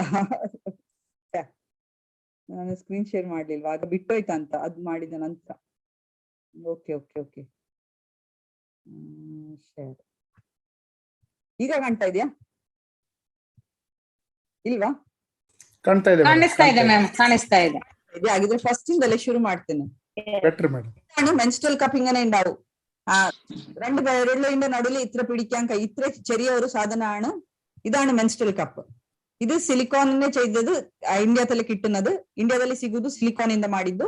5 ವರ್ಷಗಳವರೆಗೆ ಬರ್ತದೆ. ಇದು ಒಮ್ಮೆ ಉಪಯೋಗಿಸ್ಲಿಕ್ಕೆ ಶುರು ಮಾಡಿದ್ರೆ ಅದರಲ್ಲಿ ಯಾವ ಡಿಫೆಕ್ಟ್ ಇಲ್ಲದಿದ್ರೆ ಅಥವಾ ಅದು ಹಾಳಾಗದಿದ್ರೆ 5 ವರ್ಷಗಳವರೆಗೆ ಬಳಸಬಹುದು. ಅದರ ಪಾರ್ಟ್ಸ್ ಏನೆಲ್ಲ ಉಂಟು ಅಂತ ನೋಡಿ. ಹೀಗೆ ಇರ್ತದೆ. ಇದು ಫ್ಲೆಕ್ಸಿಬಲ್ ಅಂದ್ರೆ ಇದನ್ನು ಹೇಗೆ ಬೇಕಿದ್ರೆ ನೀವು ಮಡಚಬಹುದು, ಮುದ್ದೆ ಮಾಡಬಹುದು, ಹೇಗೆ ಬೇಕಿದ್ರೆ ಮಾಡಬಹುದು. It is flexible. ಅದಕ್ಕೆ ಒಂದು ಸ್ಟೆಮ್ ಇರ್ತದೆ, ಒಂದು round stem for easy removal. ಇದು ಒಮ್ಮೆ ಒಳಗೆ ಹಾಕಿದ ನಂತರ, ಯೋನೆಯ ಒಳಗೆ ಹಾಕಿದ ನಂತರ, ವೆಜೈನ ಒಳಗೆ ಹಾಕಿದ್ರಿಂದ ರಿಮೂವ್ ಮಾಡ್ಲಿಕ್ಕೆ ಸುಲಭ ಆಗ್ಲಿಕ್ಕೆ ಅದಕ್ಕೆ ಒಂದು ಸ್ಟೆಮ್ ಇರುತ್ತೆ. ಮತ್ತೆ ಇದಕ್ಕೆ ಬೇಸ್ ಆಫ್ ದ ಕಪ್ ಅಂತಾರೆ. ಇಲ್ಲಿ ಮಾರ್ಕಿಂಗ್ ಇರುತ್ತೆ, ಎಷ್ಟು ವಾಲ್ಯೂಮ್ ಆಗಿದೆ ಅಂತ ಮಾರ್ಕಿಂಗ್ ಕೂಡ ಆಚೆ ಕಡೆ ಇರ್ತದೆ. ಇದು ರಿಮ್ಮು. ಇದು ವಜನದೊಳಗೆ ಗಟ್ಟಿಯಾಗಿ ಕೂತ್ಕೊಳ್ಳಿಕ್ಕೆ ಇಲ್ಲಿ ರಿಮ್ ಇರುತ್ತೆ. ಇದು ರಿಮ್. ವೆಜನದೊಳಗೆ ಗಟ್ಟಿಯಾಗಿ ಕೂತ್ಕೊಳ್ಳಿಕ್ಕೆ ಇದು ರಿಮ್. ಸೈಡಿನಲ್ಲಿ ಹೋಲ್ಸ್ ಇರುತ್ತೆ. ಇಲ್ಲಿ ಒಂದು ತೂತ್ ಇರುತ್ತೆ ಸೈಡಿನಲ್ಲಿ. ಅದ್ಯಾಕೆ ಅಂದ್ರೆ ಸಕ್ಷನ್ ರಿಲೀಸ್ ಮಾಡ್ಲಿಕ್ಕೆ. ಒಮ್ಮೆ ಒಳಗೆ ಕೂತದ್ ನಾವು ಆಚೆ ತೆಗಿಬೇಕಿದ್ರೆ, ಸಕ್ಷನ್ ರಿಲೀಸ್ ಮಾಡ್ಬೇಕಿದ್ರೆ ಅದರೊಳಗೆ ಸ್ವಲ್ಪ ಏರ್ ಹೋದ್ರೆ ಅದು ಈಸಿಯಾಗಿ ಬರುತ್ತೆ. ಅದಕ್ಕೋಸ್ಕರ ಇಲ್ಲಿ ಸೈಡ್ ಅಲ್ಲಿ ಒಂದು ಹೋಲ್ ಇರುತ್ತೆ. ಕೆಲವೊಮ್ಮೆ 4 ಹೋಲ್ ಇರುತ್ತೆ 4 ಸೈಡ್ ಅಲ್ಲಿ. ಅದ್ ಹೇಗೆ ಇನ್ಸರ್ಟ್ ಮಾಡುದು, ಹೇಗೆ ಇನ್ಸರ್ಷನ್ ಮಾಡುದು ಅಂತ ಯೂಶಲಿ ಅದನ್ನು ಪಿಂಚ್ ಮಾಡ್ಬೇಕು. ಹೀಗೆ ಅಂದ್ರೆ ಮಡಚಬೇಕು. ಮಡಚಿದ್ರೆ ಒಳಗೆ ಇನ್ಸರ್ಟ್ ಮಾಡ್ಲಿಕ್ಕೆ ಸುಲಭ. ಹೀಗೆ ಒಳಗೆ ಇನ್ಸರ್ಟ್ ಮಾಡಿದ ನಂತರ ಅದು ಹೀಗೆ ಕೂತ್ಕೊಳುತ್ತೆ, ಗಟ್ಟಿಯಾಗಿ ಒಳಗೆ ಕೂತ್ಕೊಳ್ಳುತ್ತೆ. ಮತ್ತೆ ಇಲ್ಲಿ ಬ್ಲಡ್ ಕಲೆಕ್ಷನ್ ಆಗುತ್ತೆ. ಅದರ ನಂತರ ಅದರ ಕೆಳಗೆ ಉಂಟಲ್ಲ ಸ್ಟೆಮ್, ಅದನ್ನು ಹಿಡಿದು ಜಸ್ಟ್ ಸ್ವಲ್ಪ ಟ್ವಿಸ್ಟ್ ಮಾಡಿ ತೆಗಿಲಿಕ್ಕೆ ಸಾಧ್ಯ ಉಂಟು. ಮತ್ತೆ ನೀವು ಅದನ್ನು ಕ್ಲೀನ್ ಮಾಡಬಹುದು ಸುಲಭವಾಗಿ. ಇಷ್ಟು ಸುಲಭವಾಗಿರುವ ಒಂದು ಸಾಧನ, ಇಷ್ಟು ಸುಲಭವಾಗಿರುವ ಒಂದು ಮೆಟೀರಿಯಲ್. ಹೇಗೆ ಇನ್ಸರ್ಟ್ ಮಾಡುದು ಅಂತ, ನೀರಿನಲ್ಲಿ ಅಥವಾ ಬಿಸಿ ನೀರಿನಲ್ಲಿ ಒಮ್ಮೆ ತೊಳ್ಕೊಳ್ಬೇಕು. ಹೀಗೆ ಬೆಂಡ್ ಮಾಡ್ಬೇಕು. ಬೆಂಡ್ ಮಾಡಿದ ನಂತರ ಅದನ್ನು ಒಳಗೆ ಇನ್ಸರ್ಟ್ ಮಾಡಬಹುದು. ಐದರ್ ನಿಂತು ಹೀಗೆ ಒಂದು ಕಾಲನ್ನು ನೀವು ಕಮೋಡ್ ನ ಮೇಲೆ ಇಟ್ಟು ಇನ್ಸರ್ಟ್ ಮಾಡ್ಬೋದು. ಇಲ್ಲ ಅಂದ್ರೆ ನೀವು ಸ್ಕ್ವಾಟ್ ಮಾಡಿ, ಅಂದ್ರೆ ಕೆಳಗೆ ನೀವು ಕುಕ್ಕರ್ ಗಾಲಲ್ಲಿ ಕೂತು ಕೂಡ ಇನ್ಸರ್ಟ್ ಮಾಡ್ಬೋದು. ಯಾರಿಗೆ ಯಾವ ಮೆಥಡ್ ಸುಲಭ ಆಗ್ತದೆ ಅದು ನೀವು ಕಲ್ತ ನಂತರ ನಿಮ್ಗೆ ಗೊತ್ತಾಗುತ್ತೆ ಯಾವ ಮೆಥಡ್ ಅಲ್ಲಿ ಇನ್ಸರ್ಟ್ ಮಾಡ್ಬೇಕು ಅಂತ. ನಿಮ್ಗೆ ಕಂಫರ್ಟ್ ಆಗಿರೋ ಮೆಥಡ್ ಅಲ್ಲಿ ಒಳಗೆ ಇನ್ಸರ್ಟ್ ಮಾಡೋದು. ಇದು ಆಚೆ ತೆಗೆಯೋದು ಹೇಗೆ ಅಂತ, ಸ್ಟೆಮ್ ಅನ್ನು ಹಿಡಿದು ಆಚೆ ತೆಗೆಯೋದು. ಆಚೆ ತೆಗೆದ ನಂತರ ಆಚೆ ತೆಗಿಬೇಕಿದ್ರೆ ಕೈ ಒಮ್ಮೆ ವಾಶ್ ಮಾಡ್ಕೊಳ್ಳಿ, ಮತ್ತೆ ಆಚೆ ತೆಗಿರಿ. ಮತ್ತೆ ನೀವು ನಲ್ಲಿಯಲ್ಲಿ ಅಥವಾ ಬಿಸಿ ನೀರಿನಲ್ಲಿ ಇಲ್ಲ ಸೋಪ್ ವಾಟರ್ ಅಲ್ಲಿ ಕ್ಲೀನ್ ಮಾಡ್ಕೋಬಹುದು. ಇದು ತುಂಬಾ ಸಿಂಪಲ್. ಮಾತ್ರ ಇದನ್ನು ಕಲೀಲಿಕ್ಕೆ ಸ್ವಲ್ಪ ದಿವಸ ಹಿಡಿಬಹುದು. ಒಂದು ಇನ್ಸರ್ಟ್ ಮಾಡ್ಬೇಕಿದ್ರೆ ಒಳಗೆ ಒಂದು ಲರ್ನಿಂಗ್ ಕರ್ವ್ ಅಂತ ಹೇಳ್ತಾರೆ. ಅಟ್ಲೀಸ್ಟ್ 1-2 ಮೆನ್ಸಸ್ ಆದ್ರೂ ನಿಮ್ಗೆ ಅದು ಹೇಗೆ ಇನ್ಸರ್ಟ್ ಮಾಡೋದು ಅಂದ್ರೆ ಎಲ್ಲರೂ ಒಂದೇ ರೀತಿಯಲ್ಲಿ ಇನ್ಸರ್ಟ್ ಮಾಡ್ಬೇಕು ಅಂತ ಇಲ್ಲ. ಅವರಿಗೆ ಕನ್ವೀನಿಯಂಟ್ ಆಗೋ ಮೆಥಡ್ ಅಲ್ಲಿ ಆ ಕಪ್ಪನ್ನು ಬೆಂಡ್ ಮಾಡಿ ಇನ್ಸರ್ಟ್ ಮಾಡೋದು ಅವರವರಿಗೆ ಬಿಟ್ಟದ್ದು. ಮತ್ತೆ ಯಾವ ಪೊಸಿಷನ್ ಅಲ್ಲಿ ಕೂತ ನಿಂತ ಯಾವ ಪೊಸಿಷನ್ ಅಲ್ಲಿ ಇದು ಇನ್ಸರ್ಟ್ ಮಾಡ್ಬೇಕು ಅನ್ನೋದು ಕೂಡ ಅವರವರ ಕನ್ವೀನಿಯನ್ಸ್ಗೆ ಬಿಟ್ಟದ್ದು. ಕ್ಲೀನಿಂಗ್ ಕೂಡ ಹಾಗೆ ಅವರಿಗೆ ಹೇಗೆ ತೋರ್ತದೆ ಹಾಗೆ ಅವರ ಕನ್ವೀನಿಯನ್ಸ್ಗೆ ತಕ್ಕಾಗಿ ಮೆನ್ಸ್ಟ್ರಲ್ ಕಪ್ ಅನ್ನು ಕ್ಲೀನ್ ಮಾಡಿಕೊಳ್ಬಹುದು, ಇನ್ಸರ್ಟ್ ಮಾಡಿಕೊಳ್ಬಹುದು. ಆದ್ರೆ ಒಂದು ಲರ್ನಿಂಗ್ ಕರ್ವ್ ಉಂಟು. ಹೇಗೆ ಅಂದ್ರೆ ವೆಜೈನದಲ್ಲಿ ಅದನ್ನು ಒಳಗೆ ಕೂರಿಸ್ಲಿಕ್ಕೆ ಸ್ವಲ್ಪ ಒಳಗೆ ಇನ್ಸರ್ಟ್ ಮಾಡಿದ ನಂತರ ಟ್ವಿಸ್ಟ್ ಮಾಡ್ಬೇಕು. ಅಂದ್ರೆ ಅದು ಕರೆಕ್ಟ್ ಆಗಿ ಕೂತಿದ್ಯಾ ಅಂತ ನೋಡ್ಕೊಳ್ಬೇಕು. ಮತ್ತೆ ಆಚೆ ತೆಗೆಯುದು ಕೂಡ ಹಾಗೆ ಸ್ವಲ್ಪ ಪಿಂಚ್ ಮಾಡಿ ಅದನ್ನು ಆಚೆ ಎಳಿಬೇಕಿದ್ರೆ ಒಂದು ಸಕ್ಷನ್ ಎಫೆಕ್ಟ್ ತರ ಇರುತ್ತೆ. ನಿಮ್ಗೆ 1-2 ದಿವಸ ಡಿಸ್ಕಂಫರ್ಟ್ ಅಂತ ತೋರ್ಬಹುದು. ಇನ್ಸರ್ಷನ್ ಮತ್ತೆ ವಿಡ್ರಾವಲ್ ಅಂದ್ರೆ ತೆಗೆಯುವುದುಂಟಲ್ಲ, 1-2 ಸತಿ ಖಂಡಿತ ಡಿಸ್ಕಂಫರ್ಟ್ ಇರುತ್ತೆ. ಒಂದೆರಡು ಸತಿ ನೀವು ಉಪಯೋಗಿಸುವಾಗ ಖಂಡಿತ ಡಿಸ್ಕಂಫರ್ಟ್ ಇರುತ್ತೆ. ಆದ್ರೆ ಒಮ್ಮೆ ನೀವು ಅದನ್ನು ಕರೆಕ್ಟ್ ಆಗಿ ಕಲ್ತ ನಂತರ ಮತ್ತೆ ನೀವು ಯಾವತ್ತೂ ಸ್ಯಾನಿಟರಿ ಪ್ಯಾಡ್ ಆಗ್ಲಿ ಟ್ಯಾಂಪೂನ್ ಆಗ್ಲಿ ಯಾವ್ದನ್ನು ಯೂಸ್ ಮಾಡುವುದೇ ಇಲ್ಲ, ಅದಂತೂ ಗ್ಯಾರಂಟಿ. ಒಮ್ಮೆ ನಿಮಗೆ ಒಂದೆರಡು ಮೆನ್ಸಸ್ ಅಲ್ಲಿ ನಿಮ್ಗೆ ಅದು ಹೇಗೆ ಇನ್ಸರ್ಟ್ ಮಾಡುದು ಅಂತ ನಿಮ್ಮ ಕನ್ವೀನಿಯನ್ಸ್ಗೆ ಗೊತ್ತಾದ್ರೆ ಮತ್ತೆ ನೀವು ಖಂಡಿತ ಸ್ಯಾನಿಟರಿ ಪ್ಯಾಡ್ ಯೂಸ್ ಮಾಡುದಿಲ್ಲ, ಅದು ಗ್ಯಾರಂಟಿ. സോ ഒരിക്കൽ ഇങ്ങനെ ഇത് ഒരു പിഞ്ച് ചെയ്തിട്ടില്ല, ബെൻഡ് ചെയ്തിട്ട് ഉള്ളിലെ ഇൻസേർട്ട് ചെയ്യുന്നതാണ്. ഇൻസേർട്ട് ചെയ്ത ശേഷം ഏതായാലും ഒരു പൊസിഷനിൽ ഇല്ല, നിങ്ങൾ ഒരു കാല് മുകളിലെ ഒരു കമോഡിന്റെ മുകളിൽ പിടിച്ചിട്ട് ഉള്ളിലെ ഇൻസേർട്ട് ചെയ്യാൻ കഴിയും, ഇല്ല സ്ക്വാറ്റിംഗ് പൊസിഷനിൽ നിങ്ങൾക്ക് ഇൻസേർട്ട് ചെയ്യാൻ കഴിയും. ഒരിക്കൽ വജനത്തിൽ ഇൻസേർട്ട് ചെയ്യുന്നത് ഇങ്ങനെയാണ്. അതൊരിക്കൽ അവിടെ കറക്റ്റ് ആയിട്ട് നിന്നിട്ടുണ്ട് നിങ്ങൾക്ക് ടെസ്റ്റ് ചെയ്യാൻ കഴിയും. നിങ്ങൾ ജസ്റ്റ് അതിന്റെ ചുറ്റും ഒരിക്കൽ നിങ്ങളെ വിരലിങ്ങനെ കൊണ്ടുപോയെങ്കിൽ നിങ്ങൾക്ക് കറക്റ്റ് ആയിട്ട് മനസ്സിലാണ് അത് പൊസിഷനിൽ ഉണ്ടായില്ല പറഞ്ഞിട്ട്. അത് വലിച്ചിട്ട് അടിക്കുമ്പോ നിങ്ങൾ എടുക്കുമ്പോ ആ സ്റ്റെമ്മ് പിടിച്ചിട്ട് കുറച്ച് പിഞ്ച് ചെയ്തിട്ട് പുറത്തേക്ക് വലിക്കേണ്ടി വരും. ആദ്യം ഒരു 2 പ്രാവശ്യം നിങ്ങൾക്ക് തോന്നുന്നു നിങ്ങളെ ബോഡി ഫുള്ള് സക്കായിട്ട് അതിനകത്ത് വരുന്നുണ്ട്, അങ്ങനത്തെ ഒരു ഫീലിംഗ് വരും. കാരണം അതൊരു സക്ഷൻ റിലീസ് ആവുമ്പോ ഒരു ഫീലിംഗ് വരും നിങ്ങൾക്ക്. അത് ഒരു ആദ്യ 2-3 പ്രാവശ്യം മാത്രം. ഇൻസർഷന് പിന്നെ വിഡ്രോവല് തീർച്ചയായിട്ട് ആദ്യം 2-3 പ്രാവശ്യം നിങ്ങൾക്ക് കുറച്ച് ഡിഫിക്കൽട്ട് തോന്നുന്നു, ഡിസ്കംഫർട്ട് തീർച്ചയായിട്ട് തോന്നും. പിന്നെ ഒരിക്കൽ നിങ്ങൾ അത് ഉപയോഗിക്കാൻ തുടങ്ങിയ ശേഷം നിങ്ങൾക്കൊരു പിടി കിട്ടിയ ശേഷം പിന്നെ എപ്പോഴും നിങ്ങൾ സാനിറ്ററി പാഡ് ഉപയോഗിക്കുന്നില്ല, അത് ഗ്യാരണ്ടിയാണ്. ഒരിക്കൽ നിങ്ങൾക്ക് ഇതെങ്ങനെ ഉപയോഗിക്കുന്നത് മനസ്സിലായ ശേഷം തീർച്ചയായിട്ടും നിങ്ങൾ സാനിറ്ററി പാഡ് ഉപയോഗിക്കുന്നില്ല. ഈ കപ്പ് എങ്ങനെ പിഞ്ച് ചെയ്യുന്നത്, ഇതിങ്ങനെയാണ് പിഞ്ച് ചെയ്തിട്ട് ബെൻഡ് ചെയ്യേണ്ടത്. ഇത് തീരെ ഫ്ലെക്സിബിൾ ഉള്ള കാരണം നിങ്ങൾക്ക് എങ്ങനെ വേണം അത് പിഞ്ച് ചെയ്തിട്ട് ഉള്ളിലോട്ട് വെക്കാൻ കഴിയുന്നു. ഇതിങ്ങനെ നിൽക്കും, ബ്ലഡ് ഇങ്ങനെ അതിനകത്ത് പിടിക്കും. നിങ്ങൾക്ക് തന്നെ ഒരു ഫീലിംഗ് വരും, പറഞ്ഞിട്ടുണ്ടാവില്ല പറഞ്ഞിട്ടില്ലെങ്കിൽ നിങ്ങൾ സാധാരണ നിങ്ങൾക്ക് അറിയുമല്ലോ എത്ര ബ്ലീഡിങ് ആവും പറഞ്ഞിട്ട്. നിങ്ങൾ ഒരു 5-6 മണിക്കൂർ കഴിഞ്ഞിട്ട് വേണമെങ്കിൽ ഇത് ക്ലീൻ ആക്കി അത് പുറത്തെടുത്തിട്ട് ക്ലീൻ ആക്കിയിട്ട് പിന്നെ ഇൻസേർട്ട് ചെയ്യാൻ കഴിയും. ഇല്ലെങ്കിൽ 12 മണിക്കൂർ ആയാലും ഉള്ളിൽ വെക്കാൻ കഴിയും, ഒരു ബുദ്ധിമുട്ട് ഉണ്ടാവില്ല. 12 hours കൂടി ഉള്ളിൽ വെക്കാൻ കഴിയും, ഒരു പ്രശ്നവും ഉണ്ടാവില്ല. So why we have to switch for cup. ഇത് സാനിറ്ററി പാഡ് അല്ലാതെ എന്തിനാ ഞങ്ങൾക്ക് കപ്പിലേക്ക് മാറ്റണം. Sleep easy, no more waking up to red sheets. ഒരിക്കൽ കറക്റ്റ് ആയിട്ട് പൊസിഷൻ നിങ്ങൾക്ക് അറിയാൻ തുടങ്ങിയെങ്കിലേ, ഇത് വെക്കുന്ന പൊസിഷൻ നിങ്ങൾക്ക് മനസ്സിലാവാൻ തുടങ്ങിയെങ്കിലേ നിങ്ങൾ രാത്രി എണീച്ചിട്ട് നിങ്ങൾ ഇത് പാൻറ് ആയാലും ഇല്ല ബെഡ്ഷീറ്റ് ആയാലും എപ്പോഴായാലും ഇത് സോയിൽ ആയിട്ടുണ്ടാവും, അങ്ങനത്തെ ഒരു സിറ്റുവേഷൻ വരുന്നില്ല. മാത്രം ആദ്യം ഒരു 2-3 പ്രാവശ്യം നിങ്ങൾ ഇടുമ്പോ ചെറിയ പ്രശ്നങ്ങൾ ഉണ്ടാവുന്നത് തീർച്ചയായിട്ടും. ഒരിക്കൽ നിങ്ങൾക്ക് ആ പിടി കിട്ടിയ ശേഷം ഇതൊരു പ്രശ്നം ഉണ്ടാവില്ല. Sleep easy, zero waste. ഒരു കപ്പ് നിങ്ങൾ ഉപയോഗിക്കാൻ തുടങ്ങിയെങ്കിൽ ഈ 5 കൊല്ലം നിങ്ങൾ ഒരു സാനിറ്ററി പാഡും എവിടെയും ചാടുന്നില്ല, എവിടെയും ഡിസ്പോസ് ചെയ്യുന്നില്ല. ഇതാണ് വലിയ നിങ്ങളൊരു ഉപകാരം ഞങ്ങളെ ഭൂതായിക്ക് പറഞ്ഞെങ്കിൽ മദർ എർത്തിന് നിങ്ങൾ ചെയ്യുന്ന ഒരു വളരെ വലിയ ഉപകാരമാണ് സീറോ വേസ്റ്റ്. Rash free. ചില ആൾക്കാർക്ക് സാനിറ്ററി പാഡിന്റെ അലർജി ഉണ്ടാവും, റാഷസ് ഉണ്ടാവുന്ന സാധ്യത ഉണ്ട്. ഒരു 12 മണിക്കൂറും ഇല്ല 4-5 മണിക്കൂറും ഇല്ല കൂടുതൽ ബ്ലീഡിംഗ് ഉള്ള ആൾക്ക് അപ്പപ്പ ഇത് പാഡ് മാറ്റുമ്പോ ഇല്ല കുറെ ദിവസങ്ങൾ ബ്ലീഡിംഗ് ഉള്ള ആളെ ഞാൻ 10 ദിവസം പാഡ് വെച്ചും പറഞ്ഞിട്ട് റാഷസ് വരുന്നതായാലും അങ്ങനത്തെ ഒരു പ്രശ്നങ്ങൾ ഈ കപ്പ് ഉപയോഗിക്കുമ്പോൾ ഉണ്ടാവില്ല. No leaks. Go for run, swim, stress. Swimming കൂടി ചെയ്യാൻ കഴിയുന്ന ലീക്ക് ഒന്നും ഉണ്ടാവില്ല. സ്വിമ്മിങ് കൂടെ ചെയ്യാൻ പറ്റുന്ന ഒരു പ്രശ്നങ്ങൾ ഉണ്ടാവില്ല ഒരിക്കൽ നിങ്ങൾ ഈ കപ്പ് ഉപയോഗിക്കാൻ തുടങ്ങിയ ശേഷം. ആ ഒരു കോൺഫിഡൻസിന് വേറെ ഉണ്ടാവും. ഒരിക്കൽ നിങ്ങൾ ഈ കപ്പ് ഉപയോഗിക്കാൻ കഴിഞ്ഞ ശേഷം ഒരു കോൺഫിഡൻസ് വേറെ ലെവൽ, അത് വേറെ ലെവൽ തന്നെ കോൺഫിഡൻസ്. മാത്രം ആദ്യം ഒരു 2-3 പ്രാവശ്യം ഉപയോഗിക്കാൻ തുടങ്ങുമ്പോൾ കുറച്ച് ചെറിയ ചെറിയ പ്രശ്നങ്ങൾ ഉണ്ടാവും. Every year, India produces 900 tons of sanitary waste, which is about 90% as heavy as Eiffel Tower. Like in French structure, our sanitary footprint, ഇത് കാർബൺ ഫുട്പ്രിന്റ് പറയുന്നത് ഞങ്ങൾ എന്തെങ്കിലും ഈ അർത്തിൽ ഞങ്ങൾ വിട്ടുപോകുന്ന വേസ്റ്റ് എല്ലാം ഉണ്ടല്ലേ, അതെല്ലാം ഏത് ഇക്കോ ഫ്രണ്ട്ലി അല്ലെങ്കിൽ അതിന് ഞങ്ങൾ കാർബൺ ഫുട്പ്രിന്റ് പറയും. ഇത് തീർച്ചയായിട്ടും കുറവാണ് ഒരിക്കൽ നിങ്ങൾ കപ്പ് ഉപയോഗിക്കാൻ തുടങ്ങിയെങ്കിൽ.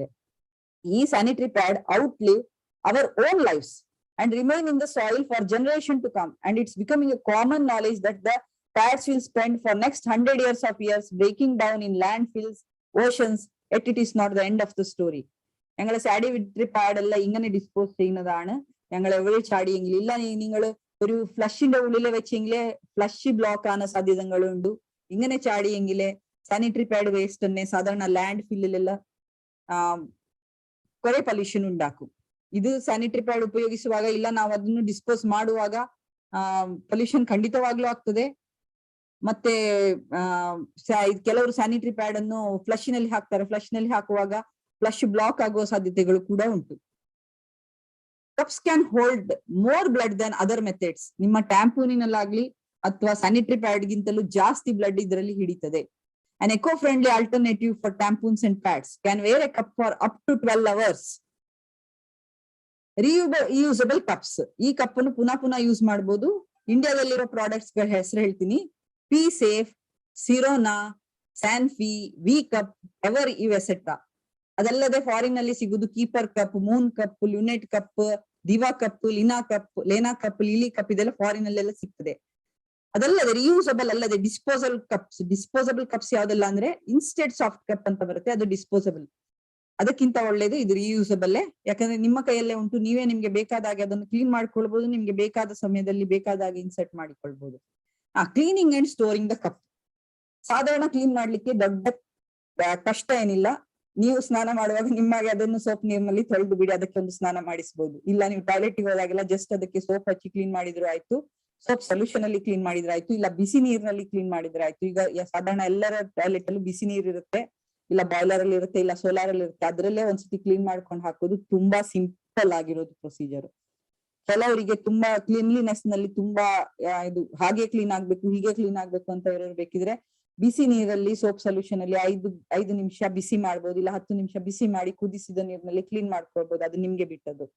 ಇಲ್ಲ ಅಂದ್ರೆ ಮೈಕ್ರೋವೇವ್ ಅಲ್ಲಿ 1-2 ನಿಮಿಷ ನೀವು ಬಿಸಿ ಮಾಡ್ಕೊಳ್ಬಹುದು ಬಿಸಿ ನೀರಿನಲ್ಲಿ ಇಟ್ಟು. ತುಂಬಾ ಫ್ಯಾನ್ಸಿಯಾಗಿ ಈ ತರ ಎಲ್ಲ ಪ್ರಾಡಕ್ಟ್ಸ್ ಬರ್ತಾ ಇದೆ. ನಿಮ್ಮ ಕಪ್ ಅನ್ನು ಸ್ಟೀಮ್ ಮಾಡಿ ಬಾಯ್ಲ್ ಮಾಡಿ, ಸ್ಟೀಮ್ ಬಾಯ್ಲರ್ ಇದು, ನಿಮ್ಮ ಕಪ್ ಅನ್ನು ಅದರಲ್ಲಿ ಒಳಗೆ ಇಟ್ಟು ಸ್ಟೀಮ್ ಮಾಡಿ ನೀವು ಅದನ್ನು ಕ್ಲೀನ್ ಮಾಡ್ಬೋದು.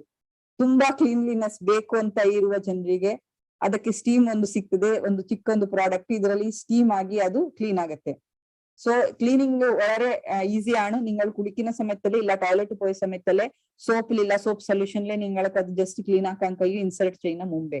ഇല്ലെങ്കിൽ നിങ്ങൾക്ക് നല്ലോണം ക്ലെൻലിനെസ് ഒരു ചില ആൾക്കാർക്ക് ഉണ്ടാവും. അങ്ങനെ അത് സെൽഫ് ക്ലീൻ ആണോ പറഞ്ഞെങ്കിൽ നിങ്ങളൊരു 5 മിനിറ്റ് അല്ല 10 മിനിറ്റ് ചൂടുവെള്ളത്തില് അത് ബോയിൽ ആക്കാൻ കഴിയും, ഇല്ല മൈക്രോവേവില് ബോയിൽ ആക്കാൻ കഴിയും.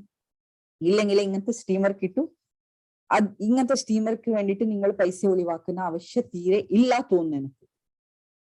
Cleaning in soap and water, boiling in vessel for 5 to 10 minutes. Even while taking bath, you can clean with soap solution or boil in microwave for 1 to 2 minutes. ഇത് കേരളത്തിലെ ഒരു വളരെ ഒരു നല്ല ഒരു ഇത് ഡെവലപ്മെന്റ് ആണ്. കൊച്ചിയിലെ കുമ്പളങ്ങി ഗ്രാമപഞ്ചായത്ത്, the first model tourism village in country, has become the first sanitary napkin free panchayat in India. The panchayat is moving towards its eco-friendly change under the Prime Minister's Sansad Adarsh Gram Yojana scheme. The project called Aval Kai is being implemented in the constituency in connection with the distribution and awareness of menstrual cup. Hindustan Latex Limited, which has come up with a plan called Tingle for the production and distribution of cup. Up to 5 years, a cup can be used 5 years and it should be cleaned within 6 to 12 hours of men's. Idella am parnitinde. Edilla cheyidadde engane disinfection cheynadu. Ippo what is the cost? 200 to 500 rupees ഇതിനകത്ത് കാട്ടിക്കുന്നു. So 200 ഞാൻ വാങ്ങുമ്പോ ഞാൻ 290 rupeesലെ വാങ്ങിയതാണ് cup. First ഞാൻ cup വാങ്ങിയത് V കപ്പാണ്. V cup ആ സമയത്തില് 1500 rupeesലെ കിട്ടിക്കൊണ്ടുണ്ടായി. Next ഞാൻ വാങ്ങിയത് സിറോന കപ്പാണ്. നല്ലോണം ഫ്ലെക്സിബിൾ ഉണ്ട്, നല്ല ഈസിയാണ് ഇൻസർഷൻ. അത് എനിക്ക് കിട്ടിയത് 290 rupees. So imagine 290 rupees for 5 years. A cup can be easily placed inside the body, available for free. ഇത് കുമ്പളങ്ങി വില്ലേജിലെ എല്ലാവർക്കും ഫ്രീ ആയിട്ട് ഇത്ര കപ്സ് തന്നിട്ടുണ്ട്. ഫ്രീ ആണ്, കുമ്പളങ്ങി വില്ലേജിലാണ്. ഇത് നിങ്ങൾക്ക് അവൈലബിൾ നെറ്റിൽ കിട്ടു. ചില ഇപ്പോ ഷോപ്പിലും കൂടെ കിട്ടാൻ തുടങ്ങിയിട്ടുണ്ട്. കാസർഗോഡിലെ എന്റെ കുറെ പേഷ്യന്റ്മാർ ഇപ്പോ ചോദിക്കാൻ തുടങ്ങിയിട്ടുണ്ട്, ഞങ്ങൾ ഉപയോഗിക്കുന്ന ഇങ്ങനെ പറ്റുന്ന അങ്ങനെയുള്ള ആൾ ഉപയോഗിക്കാൻ പറ്റുന്ന കുറെ ക്വസ്റ്റ്യൻസ് ചോദിക്കാൻ തുടങ്ങി. പറഞ്ഞെങ്കിൽ അവയർനെസ് വന്നിട്ടുണ്ട്. So when I bought it, it was 290 rupees. First when I bought it was V cup, it was 1500 I think so. Next I got a Sirona, that was 290 rupees. Up to 1500 rupees വരെ ഉണ്ട്. പറഞ്ഞെങ്കിൽ അതിന്റെ കൂടെ നിങ്ങൾക്ക് soap സൊല്യൂഷനും കുറെ fancy ഇല്ലെങ്കിൽ അതിന് സാനിറ്റൈസ് ചെയ്യാൻ എന്തെല്ലാം അതിന്റെ കൂടെ പ്രോഡക്ട്സ് അവർ തരും. അപ്പൊ അതിന്റെ കോസ്റ്റ് കൂടും. Okay. Next, cup versus pad versus tampons. Sanitary pads are bad for environment And the biggest headache is disposing the sanitary pads after use. പിന്നെ റാഷസ് കൂടെ ഇത് തടയാൻ പറ്റും. ഫുൾ സ്ക്രീൻ കാണിട്ടാ ಇದೆಯಾ ಸರ್? ಏನಾದ್ರು ಬ್ಲಾಕ್ ಉಂಟಾ? ಫುಲ್ ಸ್ಕ್ರೀನ್ ಕಾಣಿಸ್ತಾ ಇದೆ ma'am. Can virgins use this cup?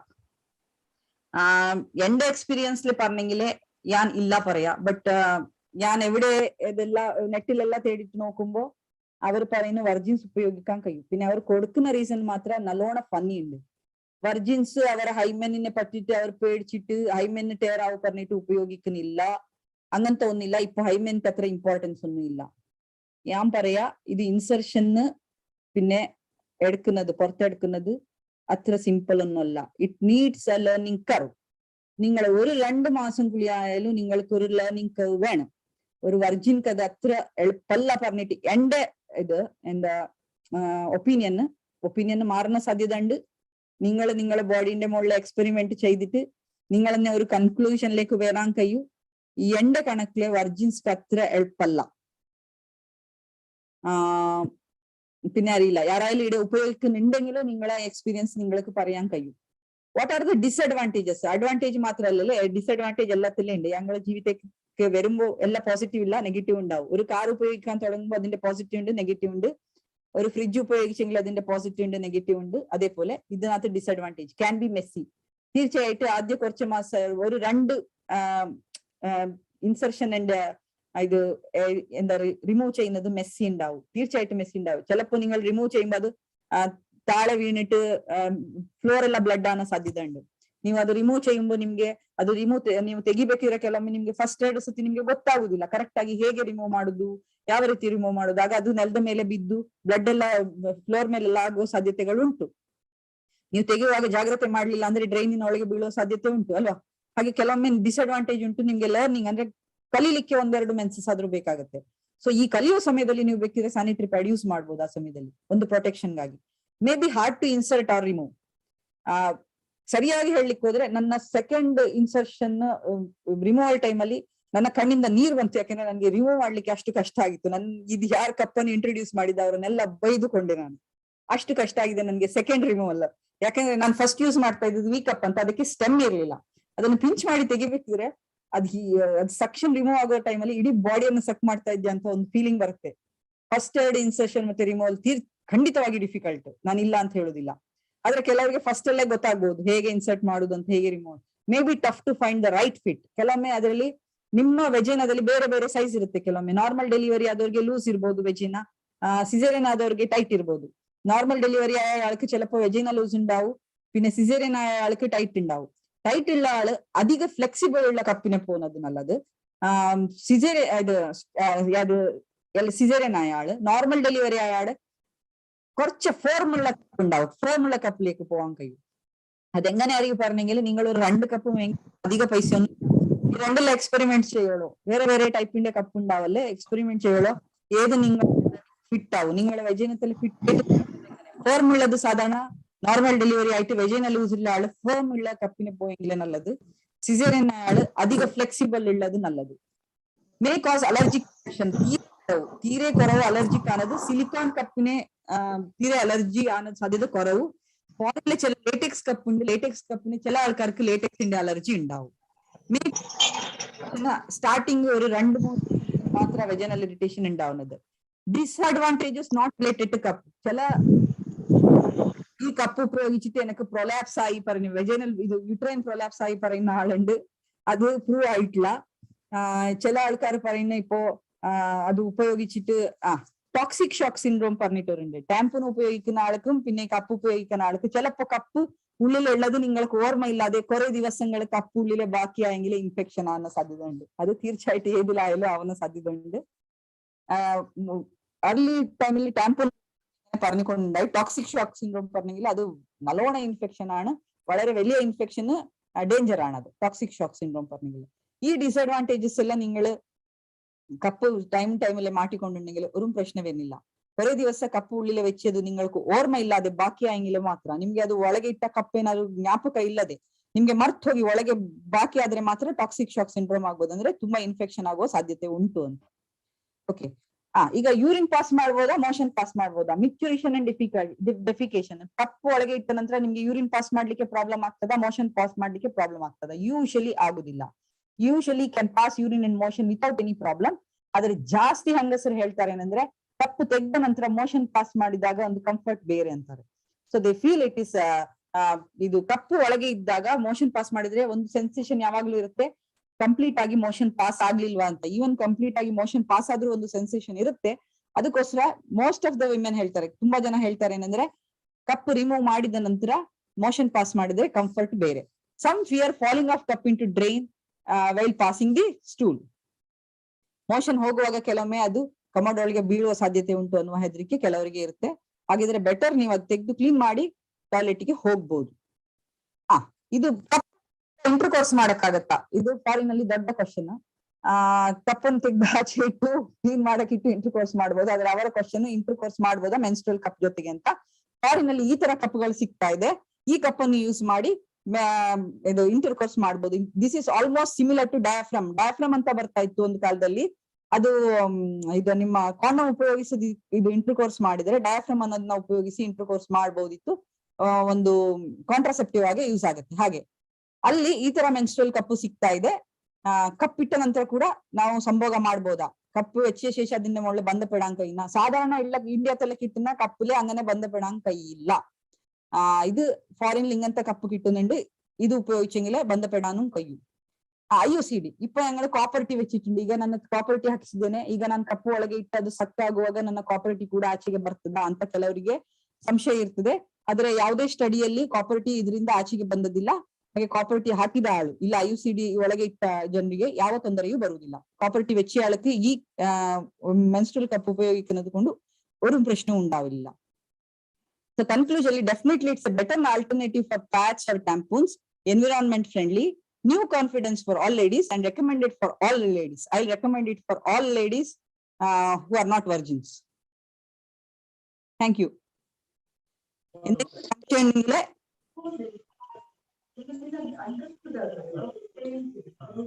Thank you, ma'am, for that enlightening session. The platform is open for discussion.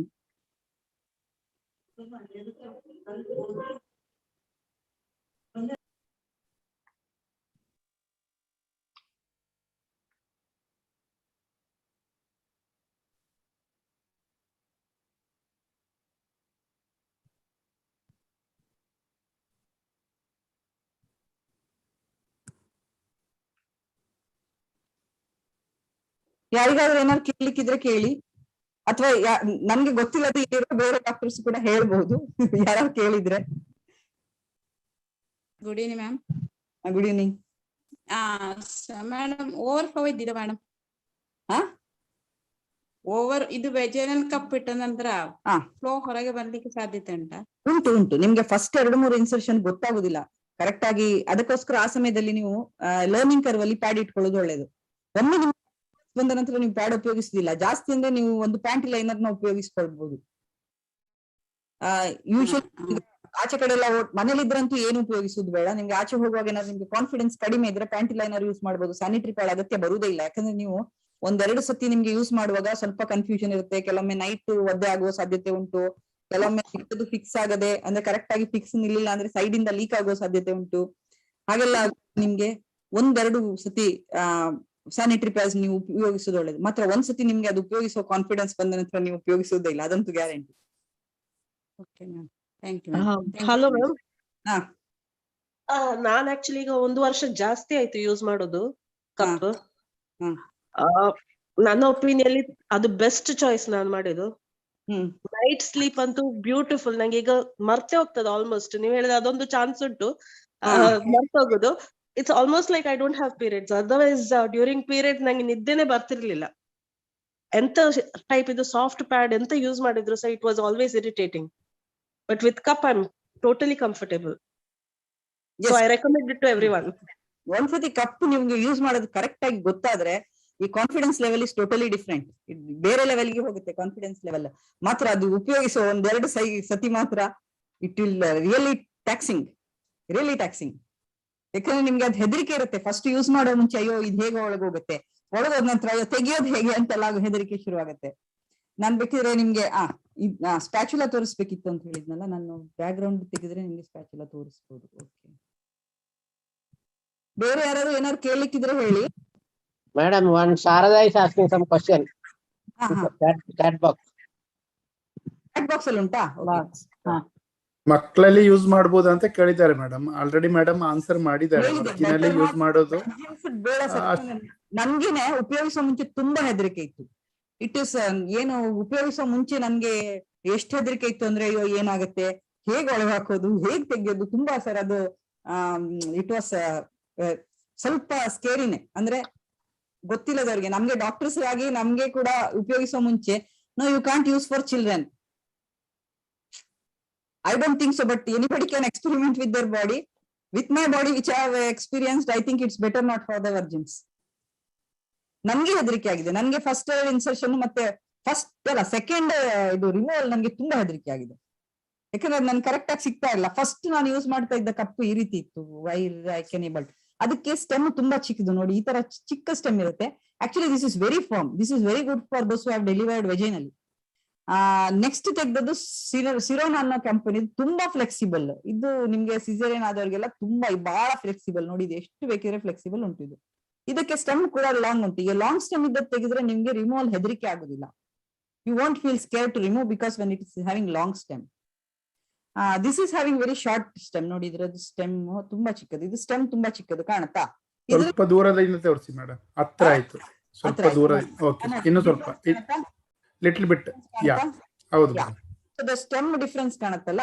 This is very flexible. This you can use for all caesarean. ನೋಡಿ, ತುಂಬಾ flexible, ಮುದ್ದೆ ಕೂಡ ಮಾಡಬಹುದು. ಇದು ಸ್ವಲ್ಪ firm ಉಂಟು. Firm ಇರೋದು ನೀವು ನಾರ್ಮಲ್ ಡೆಲಿವರಿ ಆದವರಿಲ್ಲ ಇದನ್ನ ಯೂಸ್ ಮಾಡಬಹುದು.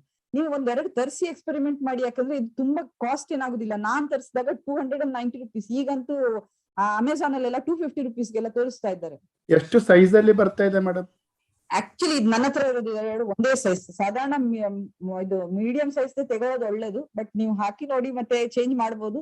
ಸ್ವಲ್ಪ ಇದಕ್ಕಿಂತ ದೊಡ್ಡ ಸೈಜ್ ಬರುತ್ತೆ, ಇದಕ್ಕಿಂತ ಚಿಕ್ಕ ಸೈಜು ಬರುತ್ತೆ. ಇದು ಮೀಡಿಯಂ ಸೈಜ್. ಸೈಜ್ ಸೆಲೆಕ್ಟ್ ಮಾಡಕ್ಕೆ ಏನಾದ್ರು ಟಿಪ್ಸ್ ಆ ರೀತಿ ಏನಾದ್ರು ಉಂಟಾ ಮೇಡಮ್? ಯೂಟ್ಯೂಬ್ ಅಲ್ಲಿ ತುಂಬಾ ರೀತಿ ಎಲ್ಲ ಕೊಟ್ಟಿದ್ದಾರೆ, ಬಟ್ ಟಿಪ್ಸ್ ಅಂತ ಯಾವ್ದಿಲ್ಲ ಸರ್. ಇದು ಆಕ್ಚುಲಿ ಎಂತ ಹೇಳುದು, ಲರ್ನಿಂಗ್ ಕರ್ವೇನೆ. ಎಂತದ್ದು trial and error. Actually trial and error procedure. ಒಂದೆರಡು ಕಪ್ ಬೇರೆ ಬೇರೆ ಕಂಪನಿ ತರಿಸಿ ನೋಡಿ, ಮತ್ತೆ ಅದನ್ನು ಉಪಯೋಗಿಸಿ ನೋಡಿ. ತುಂಬಾ ಏನು ಕಾಸ್ಟ್ ಆಗುದಿಲ್ಲ. ಮತ್ತೆ ಉಪಯೋಗಿಸಿ ತಂದು ಇಟ್ಟದ್ದು ವೇಸ್ಟ್ ಆಗುತ್ತೆ ಅಂತಲೂ ತಿಳಿಬೇಡಿ. ನೀವು ಚೇಂಜ್ ಮಾಡ್ತಾ ಇರ್ಬೋದು ಕಪ್. ಒಂದ್ಸತಿ ನಿಮ್ಗೆ ಕಪ್ ಹಾಕ್ಲಿಕ್ಕೆ ಗೊತ್ತಾದ್ರೆ ಮತ್ತೆ ನಿಮ್ಗೆ ಯಾವ್ದು ಫರ್ಮಾ, ಲೂಸಾ, ಫ್ಲೆಕ್ಸಿಬಲ್, ಅದ್ ಯಾವ್ದು ನಿಮ್ಗೆ ವ್ಯತ್ಯಾಸ ಗೊತ್ತಾಗುದಿಲ್ಲ. ಈವನ್ ಅದಕ್ಕೆ ಸ್ಟೆಮ್ ಇರ್ಲಿ ಇಲ್ಲದೆ ಹೋಗ್ಲಿ, ನಿಮ್ಗೆ ಇನ್ಸರ್ಷನ್ ತೆಗಿಯೋದೆಲ್ಲ ಒಂದ್ಸತಿ ಗೊತ್ತಾದ ನಂತರ ನೀವು ಚೇಂಜ್ ಮಾಡ್ಕೊಂಡು ಬೇಕಾದ್ರೆ ಯೂಸ್ ಮಾಡ್ಕೊಳ್ಬಹುದು. ಒಂದ್ಸತಿ ಇದು ಒಂದ್ಸತಿ ಅದು ಅಂತ ಬೇಕಾದ್ರೆ ಯೂಸ್ ಮಾಡ್ಕೊಂಡು ಇಟ್ಕೊಳ್ಬಹುದು. ವೇಸ್ಟ್ ಅಂತೂ ಆಗಲ್ಲ. ಸ್ವಲ್ಪ ಲರ್ನಿಂಗ್ ಕರ್ವ್ ಅಲ್ಲಿ ಮಾತ್ರ ಪ್ರಾಬ್ಲಮ್ ಇರೋದು. ನನ್ಗೆ ಪ್ರಾಬ್ಲಮ್ ಆಯ್ತು, ಬೇರೆಯವ್ರಿಗೆ ಆಗ್ಬೇಕು ಅಂತ ಇಲ್ಲ. ಫಸ್ಟ್ ಇನ್ಸರ್ಷನ್, ಫಸ್ಟ್ ಇದು ರಿಮೂವಲ್ ಎಲ್ಲರಿಗೆ ಸುಲಭವಾಗಿ ಆಗಬಹುದು. It was my experience. I am telling.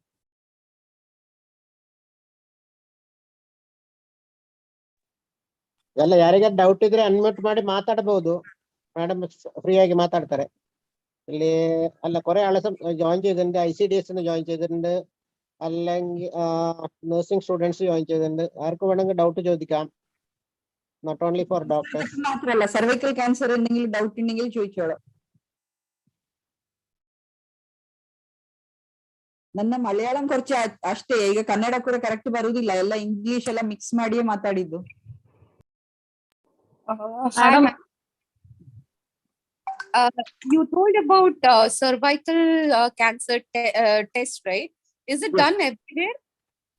Like, is there any particular hospital we need to go to get it done? Any hospital, pap smear, any hospital they do pap smear. Okay. Any hospital. Madam, vaccination. Vaccination slide ಬಿಟ್ಟೋಗಿದೆ ಅಲ್ಲ? Yes ಒಂದು slide ಬಿಟ್ಟೋಗಿದೆ. That is very important, madam. Yeah, vaccination I think I forgot to. ಎಲ್ಲಿ ಹೋಯ್ತು? ಇದರಲ್ಲಿ ಉಂಟು, share ಮಾಡಿ madam screen. ನೋಡ್ತೀನಿ ನಾನು ಯಾವ್ದ್ರಲ್ಲಿ ಬಿಟ್ಟೋಯ್ತು ಅಂತ ಗೊತ್ತಾಗ್ತಾ ಇಲ್ಲ ಈಗ. ಒಂದ್ 2-3 ಇದುಂಟು PPTಗಳಿದಾವೆ.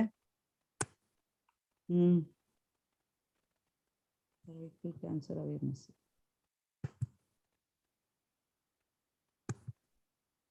ಯಾವ್ದ್ರಲ್ಲಿ ಹೋಯ್ತು?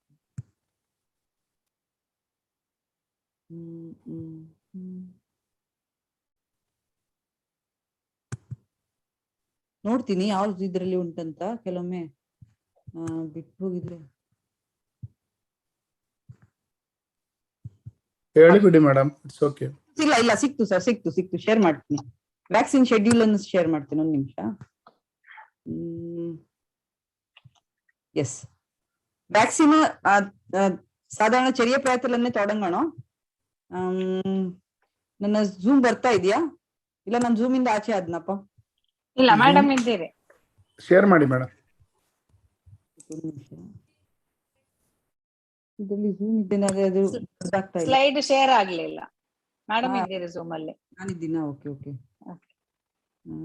Exit. Okay, share screen.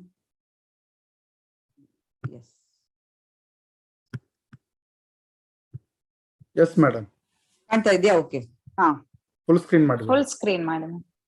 Okay, vaccine എപ്പോ തുടങ്ങണം? വാക്സിനിൽ 2 വെറൈറ്റി വാക്സിൻ ഇന്ത്യത്തിൽ കിട്ടുന്നതാണ്. വാക്സിന് സാധാരണ 3500 മുതൽ 3800 വരെ ആവും. വാക്സിൻ തുടങ്ങേണ്ടതാണ് വെരി അർലി ഏജ്, ചെറിയ പ്രായത്തിൽ തുടങ്ങണം. 9 to 14 ഇയേഴ്സിൽ തന്നെ ഫസ്റ്റ് ഡോസ് വെക്കുന്നത് നല്ലത്. നല്ല പ്രൊട്ടക്ഷൻ കിട്ടാനുണ്ടെങ്കിൽ നിങ്ങൾ ഒരു 20 വയസ്സ് 30 വയസ്സ് കഴിഞ്ഞിട്ട് വെക്കുന്നത് നല്ല പ്രൊട്ടക്ഷൻ കിട്ടില്ല. ആയെങ്കിലും വെച്ചെങ്കിലും നല്ലതും. നല്ല സമയം 9 to 14 years of age before any person starts intercourse തുടങ്ങുന്ന മുമ്പേ HPV ಇನ್ಫೆಕ್ಷನ್ ಆನ ಮುಂದೆ, ಅಂದ್ರೆ ಒಂದು HPV ಇನ್ಫೆಕ್ಷನ್ ಆಗುವ ಮುಂಚೆಯೇ ನೀವು ವ್ಯಾಕ್ಸಿನ್ ಕೊಡುದು ಒಳ್ಳೇದು. ವ್ಯಾಕ್ಸಿನ್ 2 ಡೋಸ್ ಅಲ್ಲಿ ಕೊಡ್ಬೋದು. 2 ಡೋಸ್ ಅಲ್ಲಿ ಕೊಡುದು 9 ಇಯರ್ಸ್ ಅಲ್ಲಿ ಶುರು ಮಾಡಿದ್ರೆ ಫಸ್ಟ್ ಡೋಸ್ ಕೊಟ್ಟು 6 ತಿಂಗಳು ಕಳೆದು ಇನ್ನೊಂದು ಡೋಸ್ ಇರುತ್ತೆ. ನೀವು ಬೇಗ ಶುರು ಮಾಡಿದ್ರೆ ಅಂದ್ರೆ 14 ಇಯರ್ಸ್ ಗಿಂತ ಮುಂಚೆ ಶುರು ಮಾಡಿದ್ರೆ 2 ಡೋಸ್ ಸಾಕು. 14 വയസ്സിന്റെ മുമ്പേ തുടങ്ങിയെങ്കിൽ 2 ഡോസ് മതിയാവും. 15 വയസ്സ് കഴിഞ്ഞിട്ട് വെക്കുന്നുണ്ടെങ്കിൽ 3 ഡോസ് വേണ്ടി വരും. ഇതിനകത്ത് 2 ടൈപ്പ് ഉണ്ട്. ഇവിടെ ഇന്ത്യത്തിൽ കിട്ടുന്നത് ബൈവലന്റ്, ക്വാഡ്രിവലന്റ്. ഒരു ഗാർഡിനില് ഇന്നൊരു സർവേറിക്സ് പറഞ്ഞിട്ട് 2 കമ്പനി ഉണ്ട്. യൂഷ്വലി ಫಾರಿನ್ಲೆ ಬಾಯ್ಸ್ ಗರ್ಲ್ಸ್ രണ്ടാൾക്കും ರೆಕಮೆಂಡ್ ചെയ്യും. ಫಾರಿನಲ್ಲಿ ಗರ್ಲ್ಸ್ಗೆ ಬಾಯ್ಸ್ಗೆ ಇಬ್ಬರಿಗೂ ರೆಕಮೆಂಡ್ ಮಾಡ್ತಾರೆ, ಆದ್ರೆ ಇಂಡಿಯಾದಲ್ಲಿ ಗರ್ಲ್ಸ್ಗೆ ಮಾತ್ರ ರೆಕಮೆಂಡ್ ಮಾಡ್ತಾರೆ HPV ವ್ಯಾಕ್ಸಿನೇಷನ್. ಈ ಸಮಯದಲ್ಲೇ ಶುರು ಮಾಡಿದ್ರೆ ಕ್ಯಾನ್ಸರ್ ಸರ್ವಿಕ್ಸ್ ಅನ್ನು ನಾವು 100% ಆಗಿ ನಾವು ಇದು ಬರದ ಹಾಗೆ ಮಾಡಬಹುದು.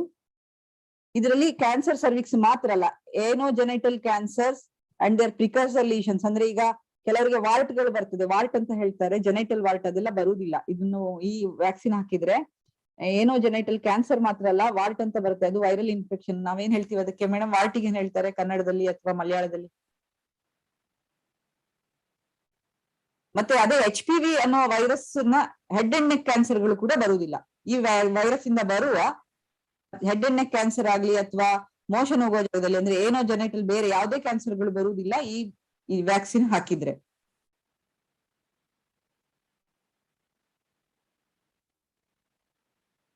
ವಾರ್ಟಿಗೆ ಏನ್ ಹೇಳ್ತಾರೆ ಮೇಡಮ್?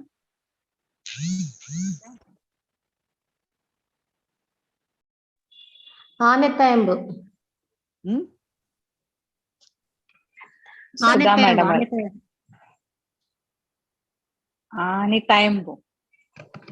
ಅನಿತಾಯಂಬ.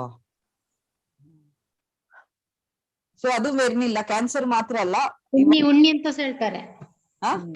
ಉಣ್ಣಿ ಅಂತ ಹೇಳ್ತಾರೆ. ಹೌದು, ಪ್ಯಾಪ್ಯುಲೋಮಾ ವೈರಸ್ ഉണ്ടാക്കുന്ന ഉണ്ണിയും വരുന്നില്ല. ഈവൻ തലയിൽ പിന്നെ കഴുത്തിൽ വരുന്ന വാട്ടും കൂടി വരുന്നില്ല. ഈ ഇഞ്ചക്ഷൻ വെച്ചെങ്കിൽ ക്യാൻസർ മാത്രമല്ല, ഉണ്ണിയും വരുന്നില്ല.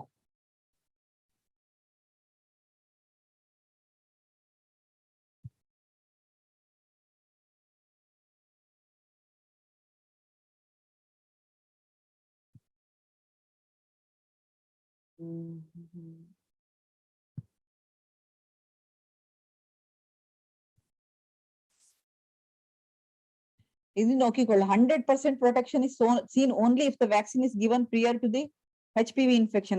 പറഞ്ഞെങ്കിൽ ഫസ്റ്റ് സെക്ഷൽ ഇന്റർകോഴ്സ് തുടങ്ങുന്ന മുമ്പേ വാക്സിൻ കൊടുത്തെങ്കിൽ 100% പ്രൊട്ടക്ഷൻ ഉണ്ട് ഇതിന്റെ. അപ്പോ സിമ്പിൾ ആയിട്ട് ഒരു ക്യാൻസർ പ്രിവെന്റ് ചെയ്യാൻ കഴിയും വാക്സിൻ കൊടുത്തെങ്കിൽ. 14 വയസ്സിന്റെ താഴെയുള്ള കുട്ടികൾക്ക് വാക്സിൻ കൊടുക്കുന്നുണ്ടെന്ന്.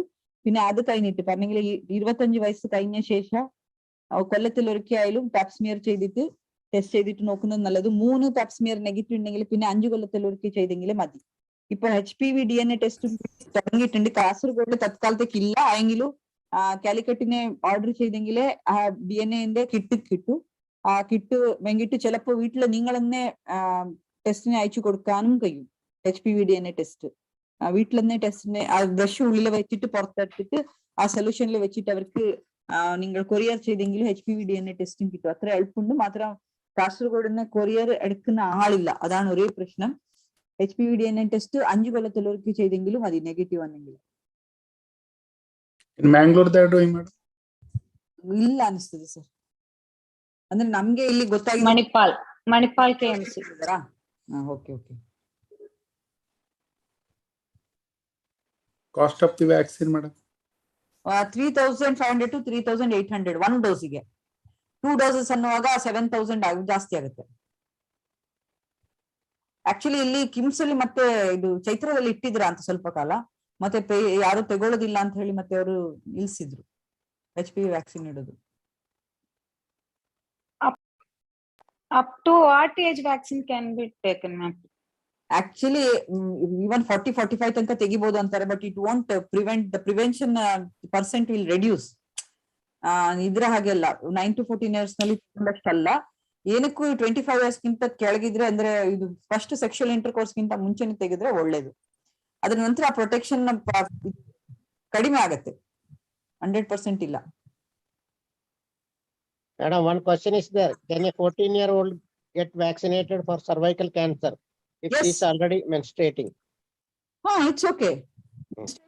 ಶುರುವಾದ್ರೆ ತಗೊಳ್ಬಾರ್ದಂತಲ್ಲ, ಫಸ್ಟ್ ಇಂಟರ್ಕೋರ್ಸ್ ಗಿಂತ ಮುಂಚೆ ತಗೊಂಡ್ರೆ 100% protection. Charitra Rai. Yes, good. Yes, if you take as early as possible, good. The protection is more when you take early.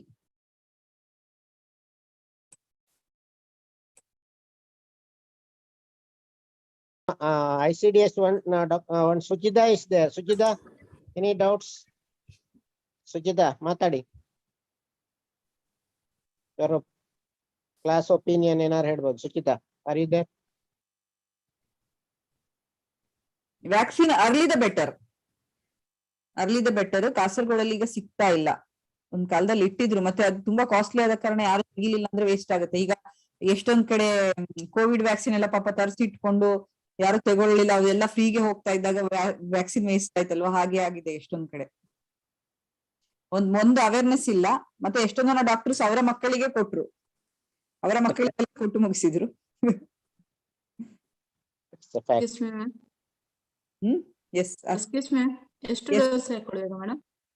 ನೀವು ಅರ್ಲಿ ಶುರು ಮಾಡಿದ್ರೆ 2 ಡೋಸ್ ಸಾಕು.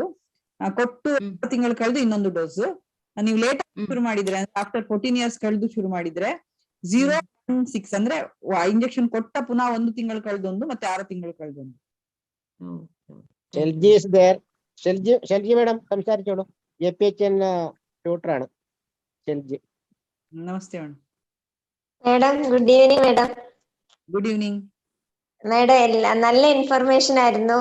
പ്രത്യേകിച്ച് ഞങ്ങളുടെ നഴ്സിംഗ് സ്റ്റുഡൻസിനൊക്കെ അവർ കമ്മ്യൂണിറ്റിയിലൊക്കെ പോകുമ്പോൾ ജനങ്ങൾക്ക് പറഞ്ഞു കൊടുക്കാനായിട്ട് നല്ല അപ്ഡേറ്റ് ആയിട്ടുള്ള എല്ലാ കാര്യങ്ങളും പറഞ്ഞു തന്നു. പിന്നെ ശരിക്കും പറഞ്ഞാല് നമ്മളൊന്നും ഇതുവരെ ഈ മെൻസ്ട്രൽ കപ്പ് യൂസ് ചെയ്യാൻ തുടങ്ങിയിട്ടില്ല. അപ്പൊ ഇന്നത്തെ ഈ മാഡത്തിന്റെ ക്ലാസ് കേട്ടപ്പം നാളെ തന്നെ അതിലേക്ക് മാറാനായിട്ട് ഞാൻ തീരുമാനിച്ചു. അതുപോലെ ഇനി എന്റെ കൂടെയുള്ളവരോടും കൂടെ ഞാൻ ഇതെല്ലാം പറഞ്ഞു കൊടുക്കും.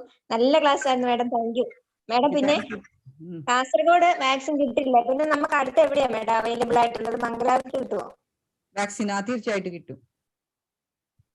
അല്ലെങ്കിൽ നിങ്ങൾക്ക് വേണമെന്നുണ്ടെങ്കിൽ നമ്മള് എത്തിച്ചു തരാം, ഓർഡർ കൊടുത്തിട്ട് ഏൽപ്പിച്ചു തരാം. അത് ചെയ്യാൻ കഴിയും.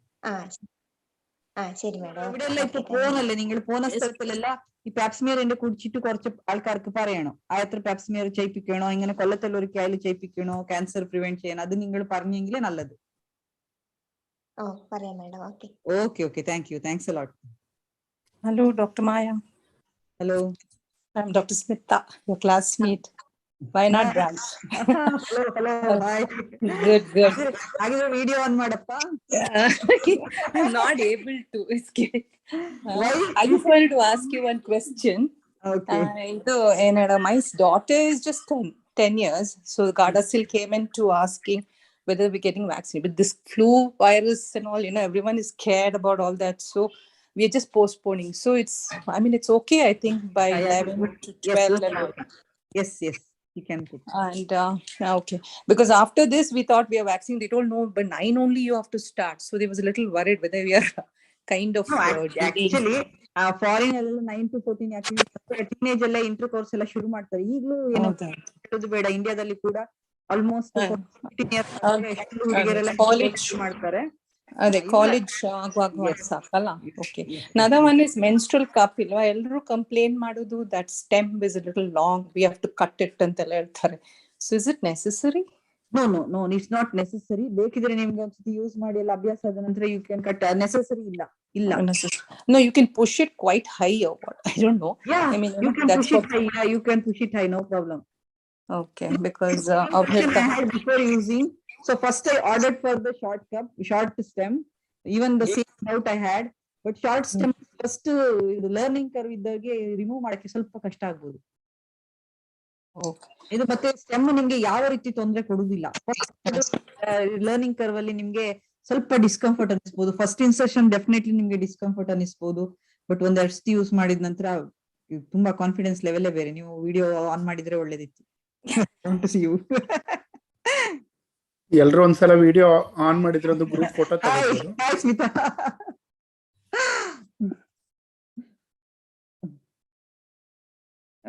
ಮ್ಯೂಟ್ ಇದೆಯಾ? Thanks for the lovely talk, Maya. So nice to see you. Bye. Thank you. Can everybody switch on your cameras, please, to take a group photo?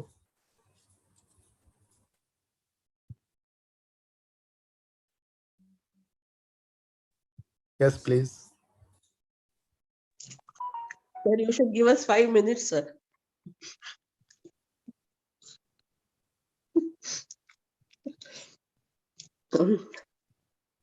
ಯಾಕೆ ಡ್ರೆಸ್ ಮಾಡ್ಕೊಂಡು ಬರ್ಬೇಕು, ಮೇಕಪ್ ಹಾಕಿ ಬರ್ಬೇಕಾ?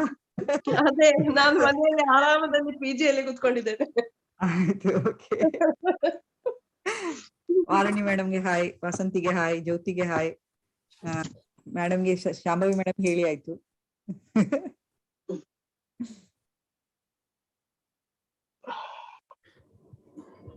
Thank you. Thank you, sir. Very informative talk, madam. Very thank you so much. Even ನಮಗೂ ಕೂಡ ತುಂಬಾ useful, ಯಾರಿಗಾದ್ರೂ ಹೇಳ್ಕೊಡ್ಲಿಕ್ಕೆ. ಮತ್ತೆ ಕನ್ನಡದಲ್ಲಿ, ಮಲಯಾಳಮಲ್ಲಿ ಎಲ್ಲ ಎಕ್ಸ್ಪ್ಲೈನ್ ಮಾಡಿದ್ದೀರಾ. ಇದರ ಲೈವ್ ಆಗಿ ಯೂಟ್ಯೂಬ್ ಅಲ್ಲಿ ಕೂಡ ನಾನು ಇದನ್ನ ಸ್ಟ್ರೀಮ್ ಮಾಡಿದ್ದೇನೆ. ಅದರ ಲಿಂಕ್ ಎಲ್ಲ ಗ್ರೂಪಿಗೆ ಕಳಿಸ್ಕೊಡ್ತೇನೆ. I think it will be useful for all childrens and I think even for mothers also. I think everybody should watch this video. Thank you so much. Thank you, sir. Okay. Are we done with the questions? Any more questions? Okay. Thank you, Dr. Maya. That was a very informative and interesting talk. Now I request our WDW Secretary, Dr. Nabisa, to give the vote of thanks. Thank you, Rekha. You're welcome. Good evening, all. Respected President WDD Dr. Rekha Rai, President IMA Kasaragod, Vice President IAP Kerala Dr. Narayan Nayak, sir, Secretary Dr. Khasim, President Castlegood Obstetrics and Gynecological Society Dr. Raghavendra Prasad, Secretary Dr. Deepa Madhavan, senior colleagues, members of IMA, WDW, Cox, Vima, and my dear friends. It is my pleasure to propose vote of thanks in this occasion. First of all, I would like to thank Dr. Rekha Rai, WDW President and Vima President Kasaragod, showing so much enthusiasm in organizing this program on the occasion of World Cancer Day. Thank you, Dr. Rekha. I would like to thank Dr. Narayan Nayak, sir, President IMA Kasaragod, for addressing the gathering regarding how awareness is important to prevent the deadly disease. Thank you, sir. I would like to thank Dr. Raghavendra Prasad, President Castlegood Obstetrics and Gynecology Society, for inaugurating the program. Thank you, Dr. Prasad. My sincere thanks to today's speaker, Dr. Maya Malya Madam, for how simply she is explained regarding CS cervix and how to prevent the disease progression and by early detection and complete prevention of disease by vaccination. She is the present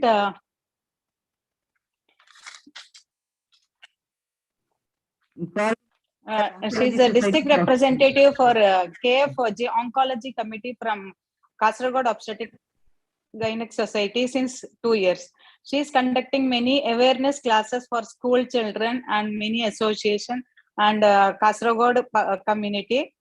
We got Kasaragod Gynec Society got Best Society Award in Cancer Screening and Prevention because of Dr. Maya Madam. Thank you, ma'am. Thank you. My sincere thanks to Dr. Deepa Madhavan, Secretary, Kasaragod Obstetrics and Gynec Society. I would like to thank all. I would like to thank all senior members, colleagues, JPHN staff, and students, and ICDS staff, and all the participants of today's meeting. Thank you all. My thanks to Dr. Khasim for preparing flyers and Zoom link. Thank you, Dr. Khasim. Thank you one and all.